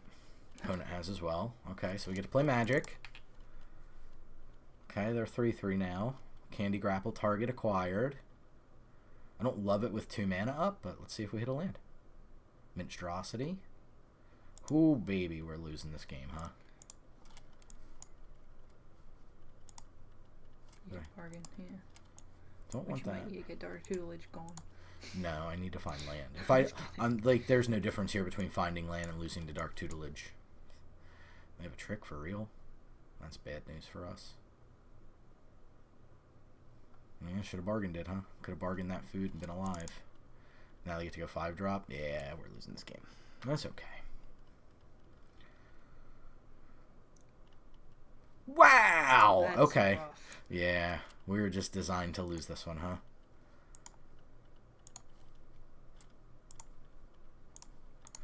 I didn't realize you draw 2 cards at the beginning of the turn. I explained the card. Yeah. at the beginning of your upkeep before your draw step. That's what I'm saying. Like, what are the odds we don't find it, you know? Like, we've gone through so many extra cards. We had a 4. Wow! I don't think I've ever seen Arena that many cards. So this is kind of what I alluded to about the land issue, right? In the beginning of the game. Like, it happens, you know? Like, there's no way we should have drawn a land there. In the reverse, we had 25 cards left, and we had 13 land. So 1 and 2. 1 land for every spell. Actually, better than that technically. Like, whoo, okay, it happens. But hopefully, I convinced you a little bit. Dark Tutelage can really go crazy. Imagine we were drawing land and spell down every quick, turn, too. right? Like, because Yeah. we would just vomit 2 cards a spell, like 2 cards a turn onto the board. Like, this deck was just so very capable of being able to just go and So just you're just rush. losing the life on the first card? Correct. I don't know if you're familiar with the card Dark Confidant, but that was the first time that card ability came up, and it was a 2/1 for 2 that did that creature. So it's really good in the cheap, aggressive decks. Or the combo decks, or the decks that didn't have access to blue that were looking for cards. And fittingly, the flavor text for the original Dark Confidant, because of you saw what happened there, you can lose all your life very quickly. The flavor text was greatness at any cost, which I think is just so fitting of a card like that. But I do think, like, look at this curve. Like, Dark Tutelage so low. We were so high. Honestly, I thought the first Dark Tutelage turn was going to just be land, and then the following turn was going to be land. Like, I just figured we'd start to flood out really hard because we had seen so few. I just don't think we were, like, had we been able to get a land at any point in there, obviously most critically when the opponent was missing their land drops, we could have gotten the game to parity, I think, and at least been able to keep everybody a little bit more entertained than we ended up for the last little bit. But you can see this is the deck. Overall, like, pretty satisfied with the performance. Like, I can't complain too much, right? Like, we definitely got land flooded once and land screwed one other time. That's the tension of Magic, is built around these land cards. So if you haven't played a lot of Magic, the frustration I have with Magic, and it's being exacerbated more recently, is just the difficulty you have sometimes when you want to play a game of Magic and you don't get to, right? I didn't really get to make any decisions in that last game, right? Like, it was kind of like, all right, I didn't really get to do much. Granted, I kind of lost that last game too because I accidentally hit the wrong button. But that goes with any digital game, right? You click the wrong button, you press the wrong key, you hit the wrong button on the controller, you're going to lose the game. So that was my mistake to own. Like, I can't blame the lands for that. But having mulligan to 5, I think Dark Tutelage, obviously a kind of card that can unmulligan you, right? Because you're getting extra cards every turn. So you can really recover from a mulligan off of a card like Dark Tutelage if you can draw a land in there. But we didn't get to do so. But I think the deck was really cool. We did a lot of neat little things. This is my favorite deck of the set we've drafted. You like this one? Mm-hmm. Dawn of Hope is an excellent card. You really got to see that on display, so I think I definitely justified the Pack 2 pick 1. Obviously, our Pack 1 pick 1 of Taken by Nightmares. I think, obviously, we got to see that on full display in a couple of different occasions. It's just unconditional removal, especially removal that exiles a creature, can be very good in this game. So if you're learning Limited for the first time, I'd highly recommend a couple of things. First and foremost, make sure you have enough creatures. You want about 15 probably. Make sure you're playing enough land. You want about 17 typically. If your curve looks like ours, right? And the cool thing about Arena is if you're learning on Arena, it'll tell you, like, our average is 2.3, so it's quite low. The average card in our deck we're going to draw that's not a land is going to cost somewhere around 2 to 3 mana. So you can imagine that if the goal of this deck is to overwhelm an opponent, right? Our strategy is we want to cast multiple spells in order to do so. So that's really important. So 5 mana is about the top we want to see. When we start to see lands beyond number 5, that puts us in a possible losing position. Again, we have a couple of cards to leverage things like that with Double Frostbridge Giant, Dawn of Hope. Those cards really help us have what they call mana sink, which means that we have the ability to spend our mana somewhere. Passing the game with just lots of mana up and nothing to do is not a way to win. You want to be doing things every turn, advancing your board state while reducing your opponents, both board state and life total in Limited. So the cards that let you do that are really, really important. The cards that don't let you do that, or the cards that are just like cool, interesting cards, that's neat and all. When you have a cool game, it gets to work, but you want to try to maximize the amount of wins you can get, because in this game, you get rewards for it, right? Like, so many wins get you back. It lets you recoup so much money you spent on it. The unfortunate part of Limited is you are purchasing booster packs, digital booster packs, every time you play. So you get to expand your collection, which is awesome. It's a super fun way to expand your collection if you're new. But it's also a cost-intensive way to do it, because unless you're doing well, you're just spending 1,500 gems a booster draft, which is expensive. You can buy packs for 1,000 gold. So I think it's worth 100 gems. I don't know if you can buy a single pack for a gem, but they make bundles of packs that are a little bit more worthwhile than Limited. But it just really depends on your intentions. So it's a great way if you're just like, I don't really know. Sealed, especially, because you just open what you have and try to make multiple colors. Oh, I have a bunch of black cards and a bunch of white cards, so I'm going to make a white-black deck. That's not a bad place to start. You start to learn how things work. You get to start to see how having a card to play every turn, being mana efficient, right? Playing your 2-drops on 2, your 3-drops on 3. On 3, if you have a choice between a 3-drop and a 2-drop, typically you play the 3-drop, because then the following turn, if you play a land and you have another 2-drop, you can play 2 2-drops. So going turn 2, a 2-drop, turn 3, a 3-drop, and then turn 4, 2 2-drops is better than a 2-drop, a 2-drop, and a 3-drop, right? You just have 4 game objects on the battlefield as opposed to 3. So that's a really, really awesome way to, and like something that's not super intuitive when you're new. So things like that in Limited, how important combat is, looking at the numbers, really figuring out how blocking works. We saw a couple times where an opponent put 2 creatures on our single creature, or we had to double block, so that we could trade off resources at a loss in some cases or a gain in others. So it's a difficult thing to learn, and Limited teaches you a lot of those small little granular things that make you a better player. On the whole, they're the tiny little pieces that make a great Magic foundation as you go forward. Again, Magic Arena is totally free to play. There's a pretty robust, like, learn to play set of features in the very beginning. They have a whole space dedicated to people who play, who are new and just experimenting and learning and playing with what cards they have, which is a really neat space. If you're uncomfortable, it's totally free to do all of that too. So like a good product, they hook you with the free. And then they show you how much cool there is if you just drop a few shekels in. But they have like a new person pack, and you get actually like a good return on your investment. So if you want to like get cards and play Limited and things, it's actually not a bad way to do it. But definitely take your time, learn the game. It's an easy game to learn. The game is not complicated, right? You saw it. Untap, upkeep, draw, main phase 1, combat, main phase 2, end. Super easy game to learn, but an extraordinarily complicated game to master. Magic is in fact the most complicated game that exists, and I'm not kidding. It is a Turing complete game, which means that it can operate on it as if it were a computer, and you can YouTube that, Magic the Gathering computer, and you'll see somebody who built a deck that can actually solve simple equations and things like that with cards. It's insane. You can feed data into a Magic the Gathering deck and have it process that data. Wild stuff. But it is a complicated game. The more you learn, the more you realize you don't know. The foundation, and I recommend just taking your time, learning each little bit at a time, going, listen, people are going to kick my butt. I just need to figure out why they're kicking my butt. Don't get discouraged. I've been playing for a very, very long time, and I have lost more than I've won by an astronomical amount. A good win percentage in Magic is around something like high 50s. It's kind of like baseball, batting averages. You know what I mean? Like, you just have to respect how many times a baseball gets thrown at you when you're a batter in your career, you know? Same way here. The longer you play, the more losses you're going to have. The more you go, oh, I want to try a cool deck and see if it works. And go, oh, yep, nope, no, that didn't work at all. I lost a lot. And that's okay. That's part of the game. It's just learning that, taking your lumps, and standing up and going, all right, how about another? Right? And just kind of giving it another go. It is a very fun game. It is been around for a long, long time, since 1993. So, I mean, it's coming up on its 30th year celebration, right? 30 years of Magic the Gathering. So, now is the time, right? It's around. It's established. We know what it is. So, I'm going to leave everybody at this point. I'm going to run our little outro, and we will see you next time. Have a great rest of the stream, everybody.